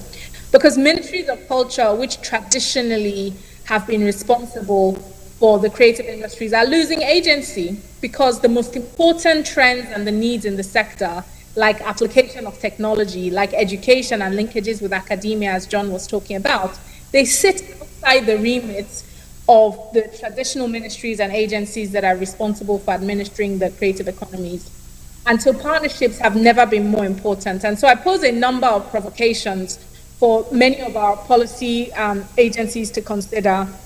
One being, how are our agencies that are responsible for the CCIs involved in broadband, online payments, e-commerce, and other policies that govern the internet, which is where many creatives and creators are looking to make their living? We find that often our ministries are not involved in what happens in those sectors. We also need to ask the question about frameworks and infrastructure and capability The digital divide has been talked about to death, so I won't talk about it again. But there's a question about what's the role of policymakers responsible for a sector in providing that digital infrastructure and advocating for that digital infrastructure. There's also a question about diversity in an online context. Algorithms have been talked about, and so we need new laws that ensure that diverse cultural expressions are supported to flourish online, and that we're not only saying what the algorithm or the platform determine that we will see. We need to think about new models for remuneration. We need to think about useful insights, not just in terms of macro level contribution of the creative economy to the GDP of a country, but looking at more granular trends, like trends in consumption, trends in clusters, trends in cities. We need to look at new models for intellectual property protection, but also intellectual property exploitation that brings value back to the creators. We need to think about the capacity, even in our public sector, and whether they fully understand these changes that are happening. We need to ensure that there are intermediaries, as John was saying, that supports investment readiness, access to markets within the creative economy. And I think, just rounding up, we need to think about new business models that leverage these emerging technologies. And there's a lot of time and effort that's going in across different countries on the continent to start to support the emergence of these new models. We need to recognize that there are new models of work. As John was saying, it's no longer about jobs, it's now the gig economy, it's now freelancers. So we need new models that, one, recognize these new patterns of work, and two, create social protections for workers in these new models of work. We saw with COVID, as John was saying, very few protections for freelancers and workers in the gig economy. We need to see more advocacy for investment in the required infrastructure. And I'll just close with three main thoughts to summarize. First thought being what I said already about the regulation and governance of creativity and the CTIs. Action is needed to re-establish relevance of the traditional government agencies that have supported this sector, because at the moment, their remit or their capability often does not extend to what's most needed in the sector, particularly as it relates to technology and education. The second thought I want to leave you with is that there can be no creative economy without art. There can be no art without artistic freedom. There can be no artistic freedom without digital freedom. And so we must never forget that the fundamentals of a functioning creative economy are those building blocks of freedoms and support for arts. And then the final thing I'd like to say is that policy and partnerships for the creative economy should first seek to support. I'm seeing far too many examples of where the approach to policy and partnerships is around regulation and creating parameters. And while that is understood, because there are factors that necessitate that, I think we need a shift in philosophy to first seeking to support before we regulate. And so on that note, thanks again for inviting me here. It has been a really interesting session. I'll hand back to you, moderator. Okay, thank you very much, Ojoma. Please a big round of applause for all our speakers. It seems that something that we can really highlight it from all the speakers is about creating a better everyday life, like Aikia already mentioned, but through informal economy that it's still a challenge for us, especially like Ojoma mentioned, the government need to provide and responsible to provide the infrastructure, especially the regulations. As we already know that informal economy is something still quite new for the government, and it's something that is being challenged to create a policy that fit to all the dynamic of the informal economy and also informal workers. Like Andre already mentioned before, there's millions of gig workers nowadays that probably has still not being addressed by the government, probably in Indonesia also, I don't know, in other countries. So I think informal economy seems to be something that have important part in creative economy, in several parts of subsectors in the creative economy itself. So this is something that need to be adjusted by the digitalization, because it's something that probably we can see the bottom line or the red line of every sectors that have informal workers. And it seems that we need some regulation and some policy that can support it, this informal economy. So I would like to ask to all the speakers, probably starting from you, John, because you have quite bluntly said that informal is the new formal, I believe, and then works is not jobs, and it's something that probably you can highlight it more, and then we can sharpening the issue again with other speakers. Well, thank you. We undertook some work in our PEC International Council with the support of the British Council, looking at the informal economy and the creative and cultural economy. And some of the things that come across are people are in the informal economy for good reasons and for bad. Sometimes they want to be part of the formal economy, but they cannot be because they haven't got an education standard, they haven't got the financial records which will allow the bank to lend them money, they haven't got enough organization, they don't know how to access markets. Of course, from a government's point of view, the problem with the informal economy is it's people not paying their taxes and people operating in an unregulated environment. You could say Amazon is another company that doesn't pay its taxes.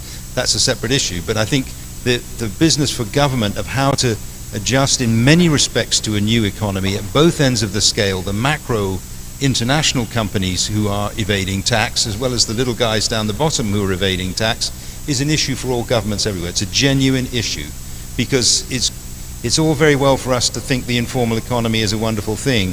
But in many respects it is not, because people are open to exploitation, they're vulnerable, they don't have access to education and skills. But as we've already been talking about, it's 60% of the world's economic activity is in this sector. So we have to develop new ways of engaging with it, both in terms of regulation and in terms of standards and in terms of education opportunities for workers in it and for finance. And that's why I think this idea of intermediary organizations that can act as an interpreter, if you like, between government and state structures and this new economy is one of the temporary transitional structures that we need to be thinking about all around the world for how we begin to adjust to an economy in which far more people are going to be working informally or in an unregulated way. And think about how we incorporate them more effectively into an economy that benefits the whole community as well as individuals within it. Thank you very much, John. So it's a very interesting about how taxes and big companies should also have a part of it for accepting this new phenomenon in informal economy.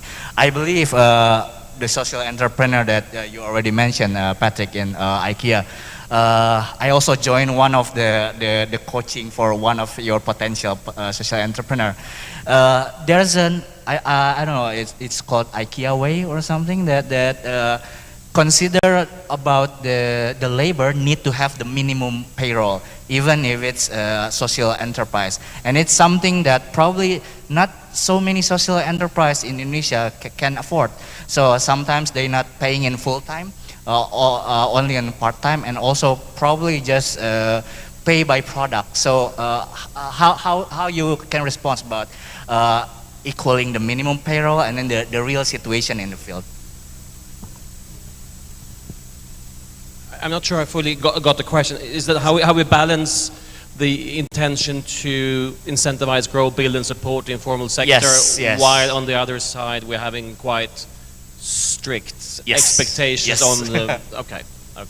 But it's a very good question. I don't think I have a sort of very clear answer on that, right? I mean, as you rightfully point out, one of the things we are really strict with as a brand is when we source, regardless if we source services or products, we have a very clear expectation with regards to, for instance, wages, as you mentioned, worker conditions, etc.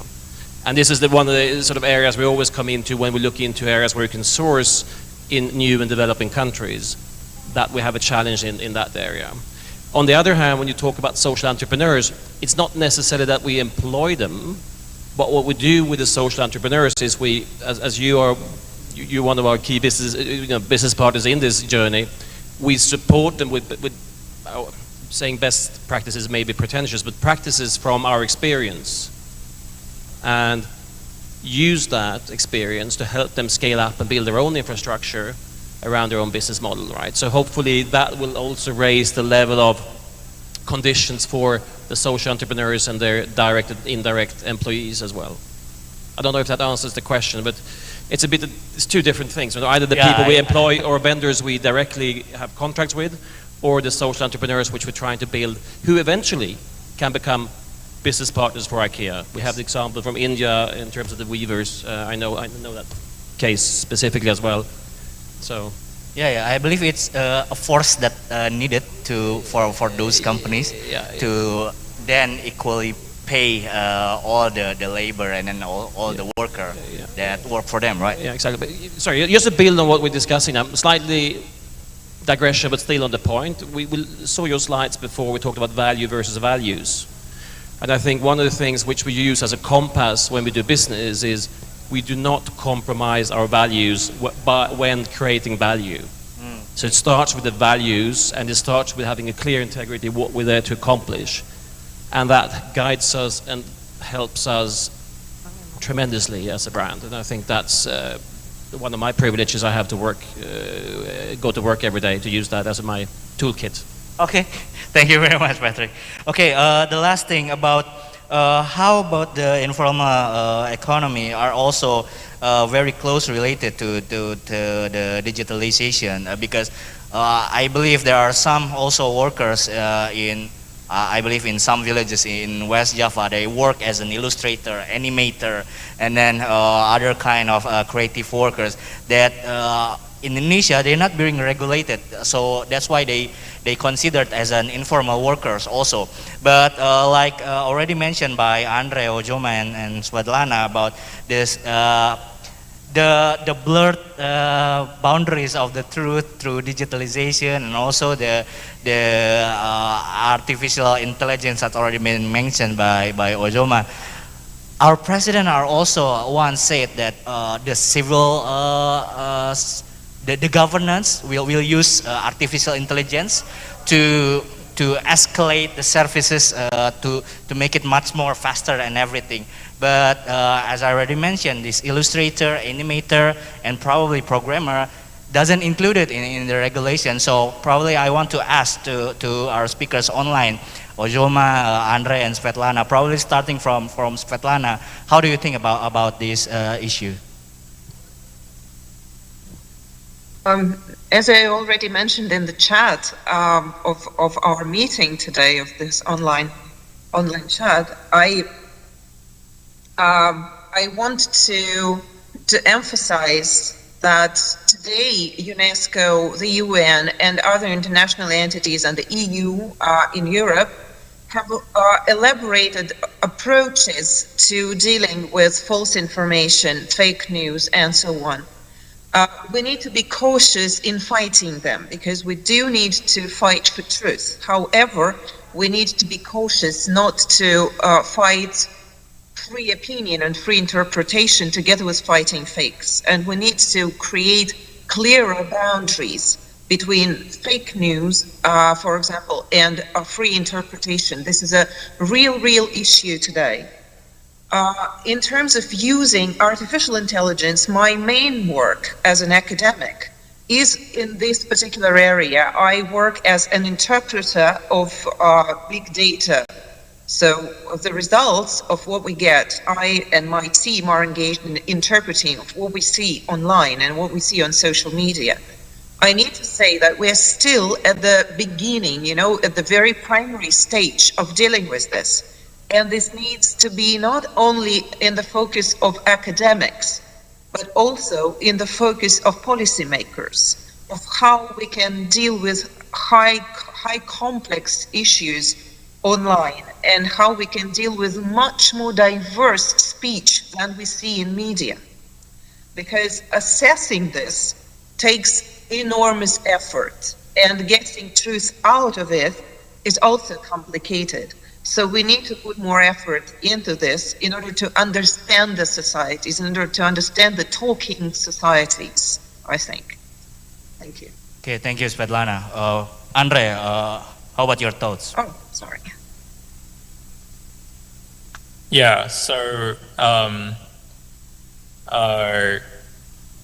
I think there are two angles looking at the use of AI or machine learning or algorithms in the well-being, as I may put it, the well-being of the creative economy, because there will be two ends looking at it. One is the well-being of the public sector, meaning is the government really getting benefit from the development of creative economy? Meaning, one very obvious source we can see is the tax that the business are paying to the government, and also the people contribution to their social securities.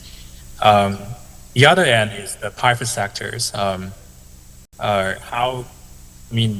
large corporate like IKEA and also other large companies in Indonesia themselves can relatively easier to adjust and adapt, and also they can access to better information and also standards when nowadays the market and practices mentioned about ESG, companies can access to best practices and standards so they can adjust and move, while it's relatively difficult for SMEs to adopt, while most of the players operate in creative economies are small businesses. So on one hand, the government is encouraging digitization strategies in even small business and small cities. Again, I think it's really like a tango dancing that the city leaders have to play a very encouraging and facilitating role to ensure that the small, even SMEs and other businesses in creative economy are not simply because they can make more money or raise more funds so as to undergo digitization. Once we leave, it can really encourage the business development and get more client and maintain the revenue for the businesses. But at the same time, it's very crucial on also ensuring the well-being of the employees. Well, maybe for the economy, the business won't call them employees because on the contract they are independent contractor, so they're more like you are on your own. So it goes to how different businesses are not just adopting digitalization just for benefits, but also looking at the long-term sort of potential downside, that you're also gonna look at the employees or look at their workforce who contribute to the well-being of the business. I think lastly, something that I would like to share further is back in my time when I was graduating in the Econ School of Public Policies, we have conducted a 1-year-long study with Central Bank of Thailand, and we look at their regulations or sort of how to improve the development of gig economy, which is partially creative economy as well, because most of them are platform businesses. So I think one of the very strong perspective we have together with the regulator is how to further regulate and also how to further encourage the platform business, no matter the large one like Grab and Gojek, but also so while we are encouraging them, or while we are sort of pushing them to set up more facilities to the private sector that contribute to the medical insurance and also protections to the workers. At the same time, the government have to give bait to the business that if you are conducting this, it actually can be framework and also reported as ESG, which potentially would be favorable for their public listing in, let's say, in Thai stock exchange in the future, which we also spoke to the Security Commission of Thailand on this regard. So that would be generally my sense. I think both public and private sector really have to work together But the very fundamental is the well-being, long-term well-being of the economy. And I think the source of well-being at the end is about the sustainability of their public finance, which is how people contribute to the social security and also how business contribute to the larger and healthier, sustainable tax scheme for the economy. Okay, thank you, Andre. The last one from Ojoma, probably you want to share your thoughts? Very quickly, 2 points I wanted to make. One is, in relation to your question, when I'm thinking of the digital divide that we see at the moment, I'm thinking of it on 2 levels. There's the digital divide between nations that's widening. So with all of these emerging technologies, artificial intelligence, for example, as you mentioned, there's really 2 nations of the world that are driving the innovation that's happening at scale in artificial intelligence, and they're miles ahead of the rest of the world. And so I feel like from a regulatory perspective, from a government perspective, we need to be thinking about how we make sure that artificial intelligence does not enable a stronger digital divide between these 2 nations and the rest of the world, and that these 2 nations then shape the kind of creative economies we produce, because their algorithms, their technology, and their platforms are determining what gets seen, what gets promoted, how the monetization models work, and so on and so forth.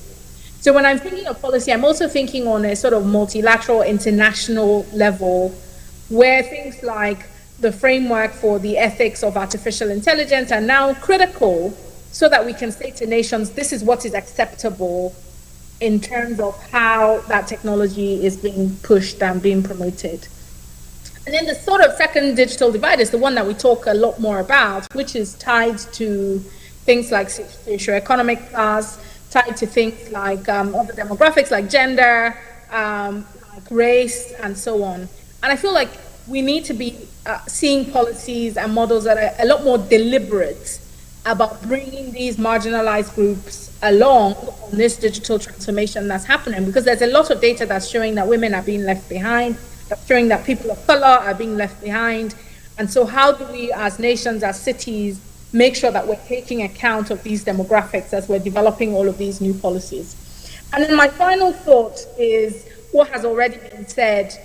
The policies that govern the world of work are policies that were made in the second industrial revolution and cater to a 9-to-5 industry type, life of work, world of work.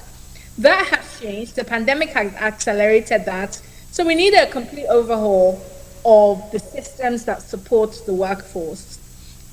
We've talked a lot about social protections like pensions, insurance. There has to be a way that there are new models for remuneration online, there are new ways for social protections for these new generations of workers.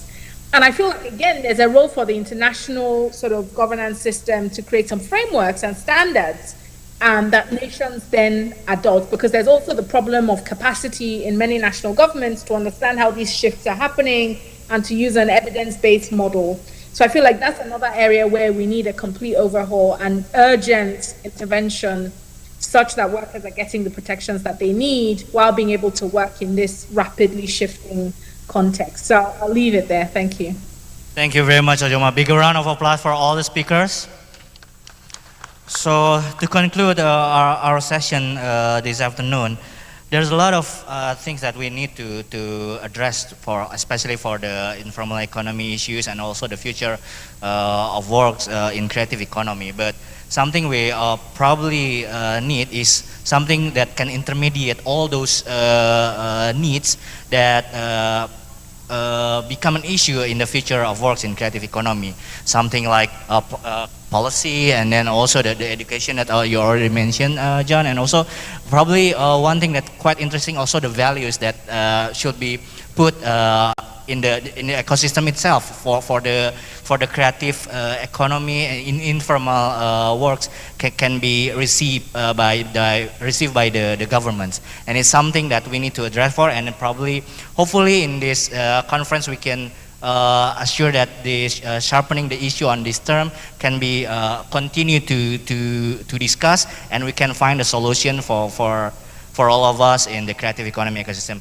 Thank you very much for all your attention. I'm sorry for the mistakes that probably I made about the language and also the interpreting all your presentation. But hopefully all the benefits and the values of the brilliant and inspirative speakers from presentation from all speakers can be received by all of us as participants in this Connectivity event.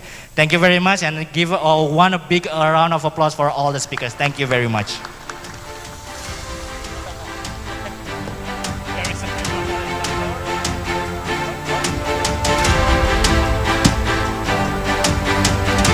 Yeah, thank you very much, Bapak Hari, and to all the speakers. Please remain at place, and I would like to invite you to stand up. And next, I would like to invite the head of Creative Industry Section from West Java Tourism and Culture Agency, Bapak Muhammad Yana Apriana, to please come forward to the stage. And please hand over the token of appreciation from Connectivity 2022 to the moderators and also to the speakers who have joined us offline. Would you please?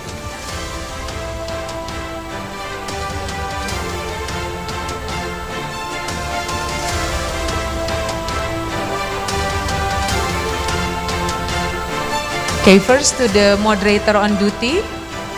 Ya, kepada Bapak Hari terlebih dahulu, Pak Yana, silakan selaku moderator. Ya, ada satu lagi souvenir.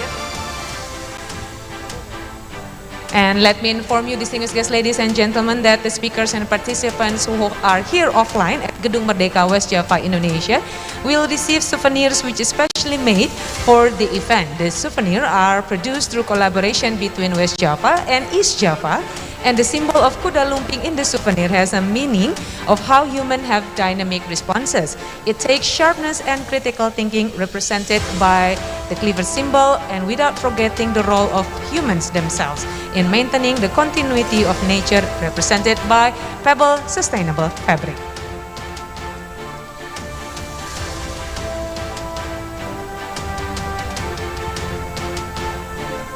Okay, and after the giving of the token of appreciation, would like to invite Pak Yana to take pictures together with the moderator and the two speakers who are already here offline. Silakan Bapak berfoto bersama dulu, Pak. Iya, kalau tadi satu persatu, sekarang berbarengan semuanya ya dengan moderator dan kedua pembicara. Silakan pada hitungan ketiga, on the count of 3, 1, 2, 3. Oke, satu kali lagi, one more time, on the count of 3, 1, 2, 3. Baik, terima kasih Bapak Yana, thank you to the moderator and the speakers. Please give a warm of applause once again, distinguished guests, ladies and gentlemen.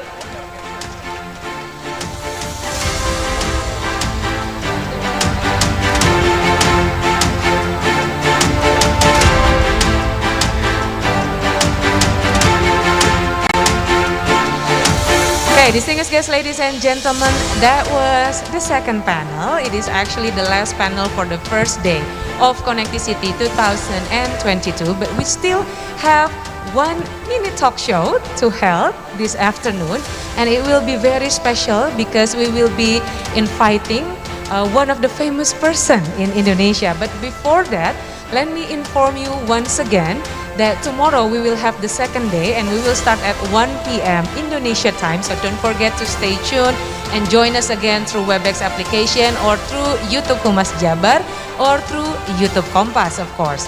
And also I would like to inform once again, I'm not going to board saying this because it will be interesting, because we have one exhibition that is going on at Paris Van Java.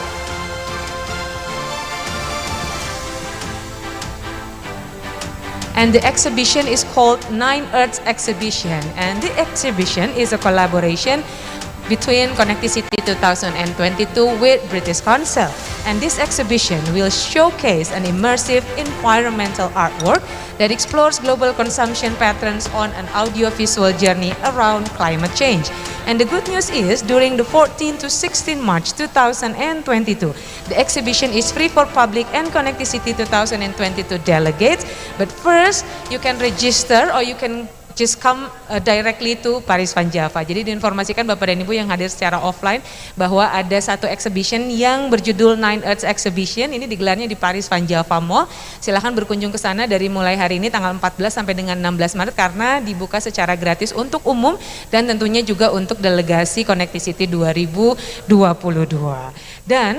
And besides that, ya, selain exhibition yang ada di Paris Van Java, we also have mini exhibition going on at Gedung Merdeka. We have 8 booths, and the first booth is actually from Flora Tama Market by Labuan Bajo Flores Tourism Authority.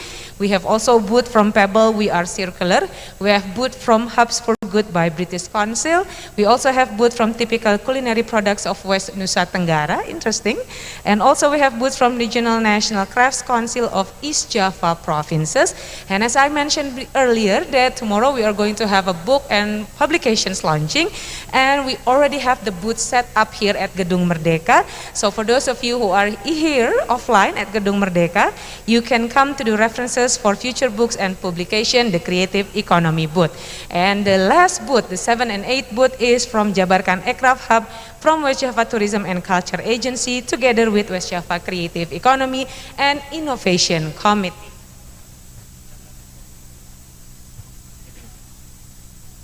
Okay, we are still waiting for our speaker for the mini talk show to join. And while waiting, I will inform you once again, for those of you who cannot be here directly at Gedung Merdeka, like I mentioned before, we have mini exhibition. The first is from Flora Tama Market by Labuan Bajo Flores Tourism Authority. It is a part of the Flora Tama Creative Hub ecosystem to create economic movement through product development and market access for medium-small enterprises business. Actors spread across the coordinating zone including Flores, Alor, Lembata, and Bima is sustainable and has competitiveness on a national and international scale. The second booth is from Pebble. This is from East Java. This is a company that focuses on textile waste and uses closed-loop system with a heart to inspire, lead, and create sustainable impacts to create a better world. Pebble sustainable fabrics are made from 100% textile waste recycled yarn that we weave with hand-woven technique. And Pebble also produced the special souvenir for all the delegates and also for the speakers and moderators at Connectivity 2022 in collaboration with West Java Provincial Government.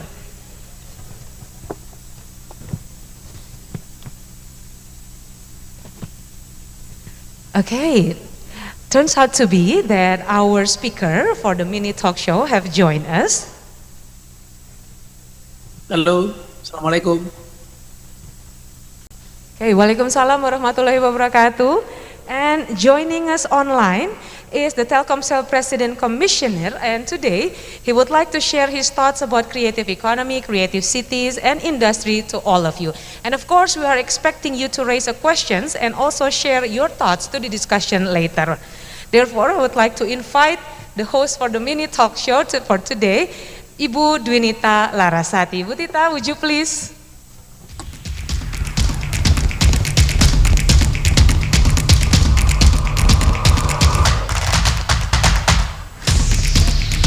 Okay, thank you very much, Ibu Tita, for taking your time to be the host for the mini talk show. So I will handle the talk show to you. Would you please?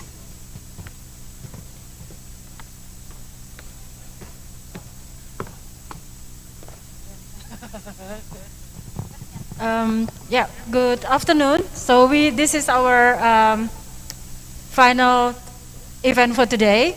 My name is Tita. I was here earlier, but I'm the advisory board of Kreatif.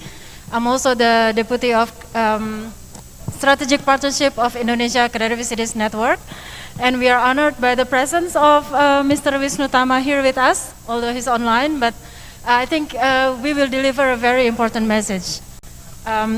Please, on with the show.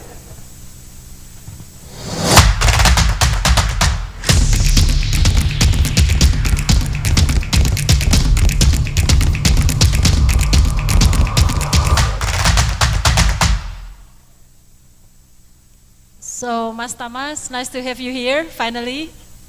Good afternoon. Thank you. Thank you for having me. Thank you so much. Yes, I think Mas Tama will speak in Indonesian. Would you prefer that? Or shall we continue in English? Up to you, I can speak. Okay. Right. So, Mr. Wisnu Tama Kusubandio, he is appointed as the President Commissioner or Chairman of Telkomsel since 2021. And he has also been the Commissioner of Tokopedia and GoTo in 2021.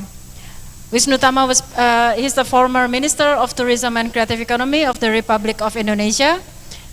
He's among the most prominent people if we talk about digital economy, digital development in Indonesia. So we would like to have a small chat with Mr. Tama.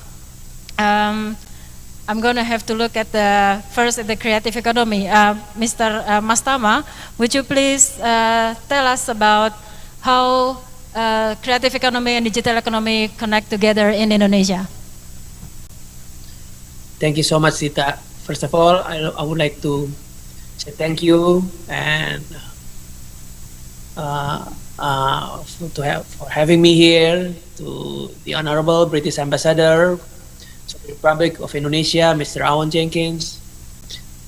And next one is the Honorable Regional Secretary of the Government of West Java, Mr. Setiawan Saatmaja, the Honorable Head of West Java Tourism and Cultural Agency, Mr. Benny Bakhtiar, the distinguished President of Grand Paris Alliance for Metropolitan Development and Fellow of the Global Solution Initiative, Mr. Nicholas Puchot, and then the distinguished President Director of IKEA Indonesia, Mr. Patrick Lindvall, and everyone who attending this. I think this is a very good moment for us. Yeah. And creative economy, I think it's a very important sector. Although during pandemic, the creative economy facing a lot of challenge, yeah. But at the same time, creative economy also have a lot of opportunities during this crisis. And I guess the future of a creative economy will be greater than before, much greater than before. Yeah. In Indonesia, yeah, when we're facing the first disruption, yeah, of digital, a lot of Indonesian innovation make a lot of opportunities, yeah, during the first disruption of digitalization. For instance, during the first disruption, we have food delivery, ride-hailing, e-commerce. Those are the first disruption. And right now, actually, we are facing what I call the second wave disruption. Yeah. What is the second wave disruption? The second wave disruption is actually around fintech, entertainment, agrotech, and many others, edutech and so on. But because of the pandemic, because of everybody staying at home, people who use digital platform is increasing dramatically. And somehow, during this second wave disruption that I just mentioned, now it's already coming what I consider the third wave disruption, which is what? Which is based on Web 3.0. Based on blockchain, we heard about the cryptocurrency, stable coin. Yeah, we heard about the smart contract. We heard about decentralization. We heard about even metaverse and so on. So those are actually the third wave disruption. But my biggest question now is how Indonesian or everyone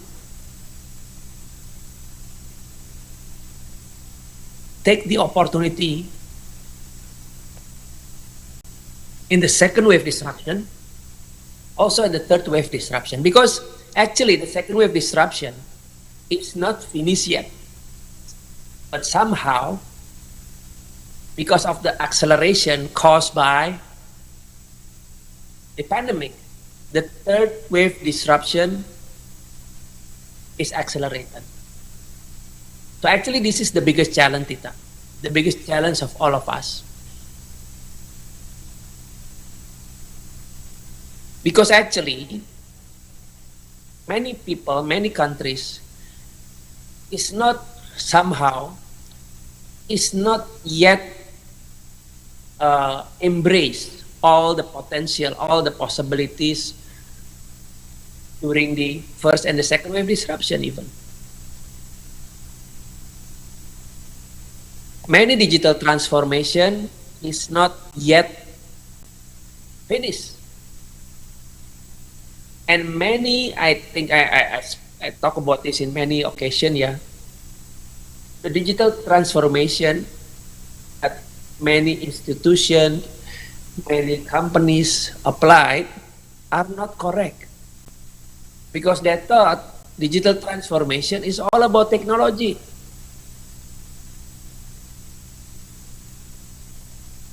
What I think about digital transformation, technology is only 30% of the success of the real digital transformation. What is the 70%? 70% is about changing the mindset, changing the behavior, changing the business process.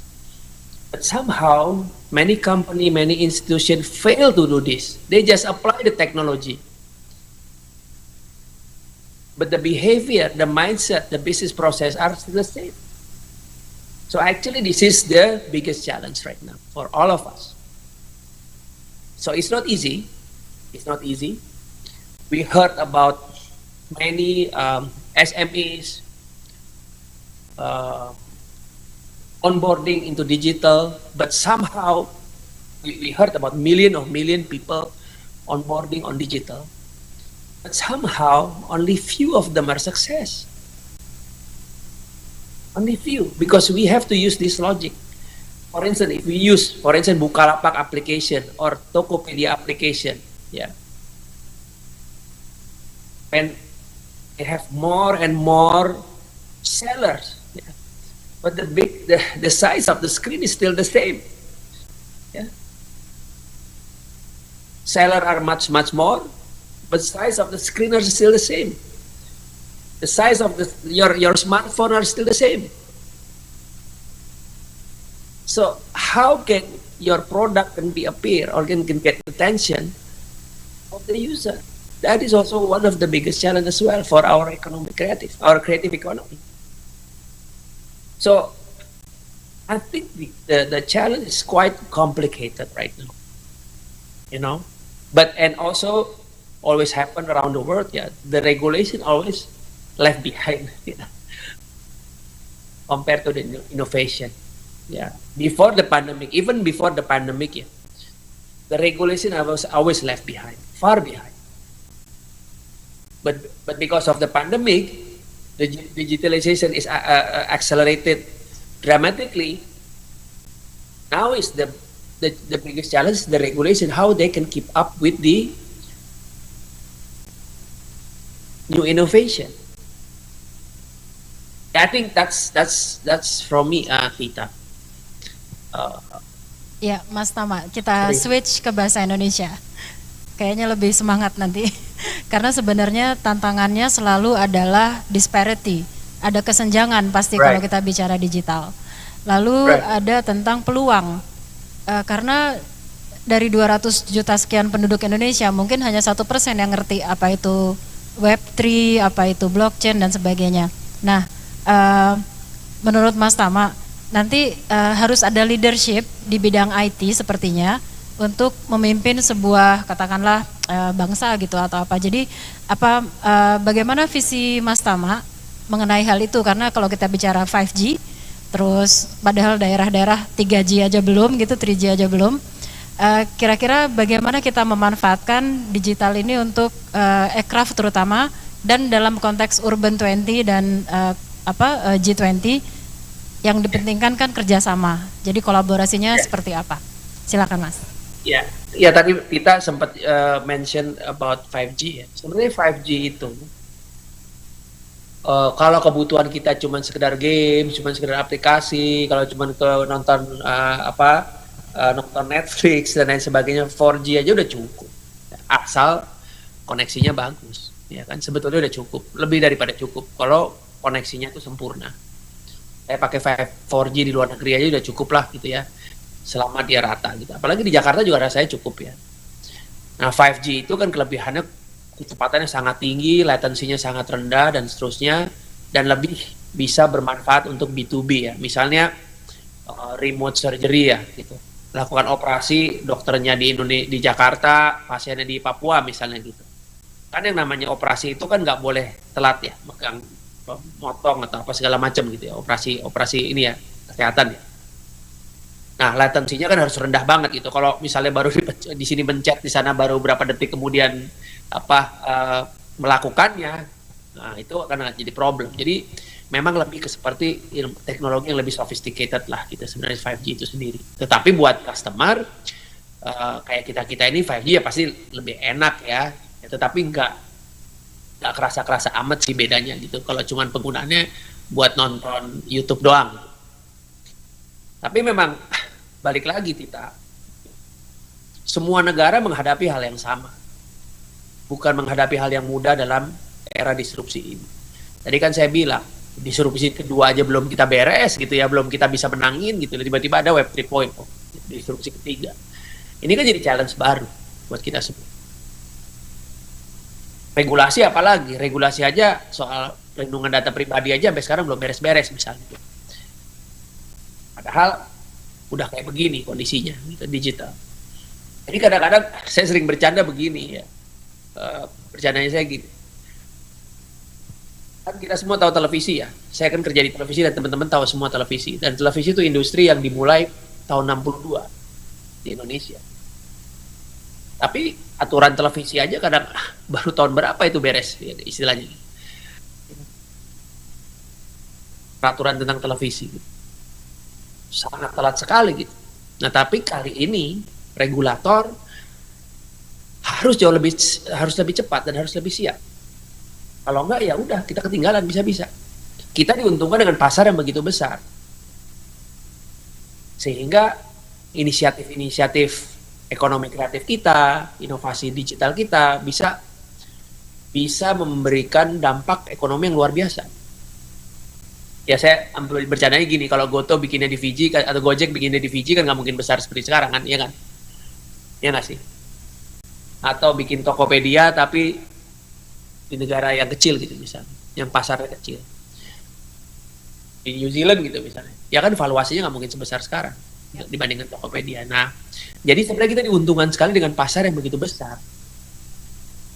Nah, tantangannya masalahnya bangsa lain udah ngincar market kita. Karena begitu besarnya, sangat berpotensi banget. Tahun 2030 bisa lebih dari 4.000 triliun gitu ya. Potensi digital ekonominya, wah, negara lain kan nafsu pengen ngambil itu. Jadi kalau kita bicara 4.500 triliun di tahun 2030 bolak-balik, pemerintah yang harus jadi pertanyaan 4.500 triliun itu siapa yang menikmati? Apakah bangsa kita? Belum tentu loh. 4.500 triliun itu dirasakan, yang merasakan bangsa kita belum tentu loh. Apalagi kalau kita ngerti startup, kalau kita ngerti bagaimana we create value dan lain sebagainya, begitu ya. Bisa-bisa marketnya kita dijadikan pasar, tapi valuasinya yang tercipta di negeri lain. Nah Nah ini banyak yang nggak sadar itu. Bahkan kadang-kadang kita memberi karpet merah. Yang diuntungkan bukan kita cuma jadikan pasar, ya, udah kita ekonominya kesedot gitu ya.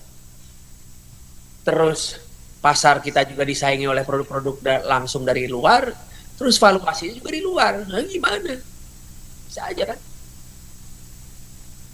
Kalau kita bicara ya bukannya apa-apa ya, dalam kenyataannya kan begitu. Kalau katakanlah kita bicara soal video platform lah, wah film kita juga bisa masuk situ. Iya, berapa banyak film kita dibanding film asing? Misal. Kalau produk kita juga demikian, berapa banyak produk kita bisa diekspor dibandingin yang impor? Misal. Kan itu kenyataan. Nah, bagaimana kita harus bisa memanfaatkan era digital ini? Ya, itu. Iya Mas, ini terakhir pertanyaannya. Ini kan hasil dari semua connectivity ini akan kita masukkan sebagai rekomendasi kebijakan.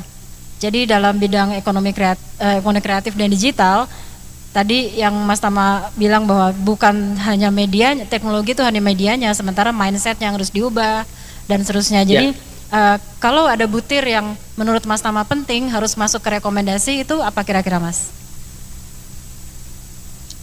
Ya yang sangat penting ya itu tadi, sederhana banget gitu. Transformasi digital jangan bicara soal teknologi saja. Ya. Transformasi digital itu teknologi cuma 30% suksesnya. Yang 70% itu tadi, changing mindset, changing business process, changing behavior dan lain sebagainya. Jangan sampai udah pakai aplikasi tapi giliran sampai di tempatnya mengisi formulir. Kan masih terjadi yang seperti itu. Ya Mas. Jangan sampai bicara era digital gitu ya, masih bayar apa-apa pakai uang cash. Kan masih seperti itu kenyataannya. Pertanggungjawaban apa segala macam di pemerintah itu kan masih pakai uang, pakai kertas, masih pakai uang cash kadang-kadang. Ya itu sih bukan transformasi digital namanya. Gimmick digital itu namanya. Bukan transformasi digital. Transformasi digital ya kalau kita sudah menggunakan aplikasi ya sudah selesai. Tidak pakai kertas, tidak pakai bolpen. Itu ngisi data jangan berulang-ulang misalnya. Saya pernah dengar speech-nya Presiden Estonia, mantan Presiden Estonia, dia bilang, saya di Estonia average orang mengisi pajak cuma 3 menit melalui platform digital dia. Dibandingin sama Amerika. Di Amerika orang masih butuh 20 menit ngisinya. 20 atau 25 menit. Kami jauh lebih cepat. Nah, berarti kemudahan menggunakan juga hal yang menjadi penting. Bukan hanya sekedar transformasi digital, tapi mindsetnya ngisi formulirnya segala macam masih mindset kelurahan. Ya, repot. Jadi transformasi itu tidak bisa cuman teknologinya saja tadi. Dan ini yang sering salah kaprah. Banyak banget institusi transformasi digital, bikin aplikasi, bikin inisiatif-inisiatif digital, tapi mindsetnya nggak berubah ya. Saru aja yang bohong, kalau kata orang Sunda bilang. Mas Tama, you get an applause from the audience. I don't know if you can hear it, but what you said is really good. So, Mas Tama, thank you so much for the time. It's such a great insight from you. The main takeaway that I can mention is that digital transformation is not merely just about the technology, but it's about the mindset, behavior, and how you would use the media that you have. Yes. Proses, bisnis proses yang berubah. Processing, yes. And then the other point is that otherwise it will be just gimmick or digital gimmick. So everything should be. I call it digital gimmick lah, bukan transformasi digital itu. That can be a new buzzword. So yeah, Mas Tama, thank you so much. Unless you have something else to convey to us as the closing remark. Ya sebagai penutup aja. Ya kan kita sering apa-apa nih orang Indonesia ini kan FOMO ya. Selalu FOMO, apa-apa FOMO, lihat apa-apa FOMO gitu ya. Lihat metaverse FOMO, semua metaverse semua gitu kan sekarang. Yang harus kita pahami adalah konteks yang sesungguhnya secara komprehensif mengenai digital. Jangan lupa, digital itu alat untuk menuju suatu tempat atau memudahkan kita untuk mendapatkan sesuatu, bukan tujuan akhir. Nah, kesannya nih pas sekarang ini kesannya digital metaverse dan lain sebagainya itu pemikiran orang udah kayak jadi tujuan akhir. Jangan lupa pada saat hujan kita tetap perlu berteduh, ya. Pada saat kita kebelet kita masih tetap perlu pipis, gitu ya. Pada saat kita lapar masih kita butuh makanan betul, nggak bisa makan virtual. Kita jalan-jalan nggak bisa pakai skin. Jadi memang segala sesuatu itu tetap ada fundamentalnya.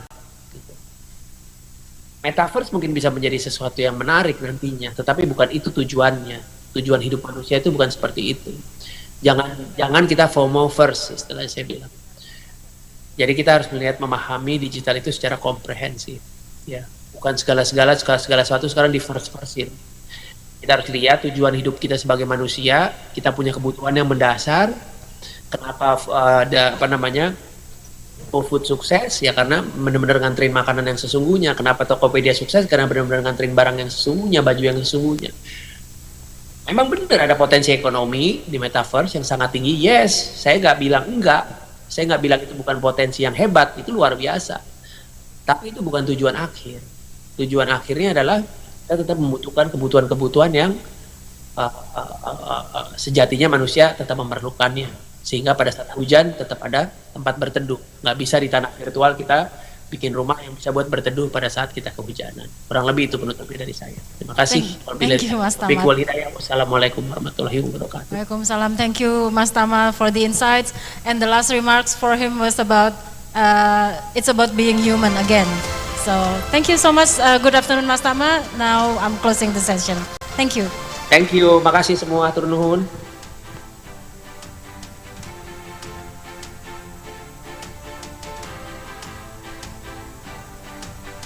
Okay, thank you very much Ibu Dwinita Larasati dan Bapak Wisnu Tama Kusubandio. Please give a warm applause once again, distinguished guests. Thank you Bu Tita, and you may return to your seat. Thank you very much.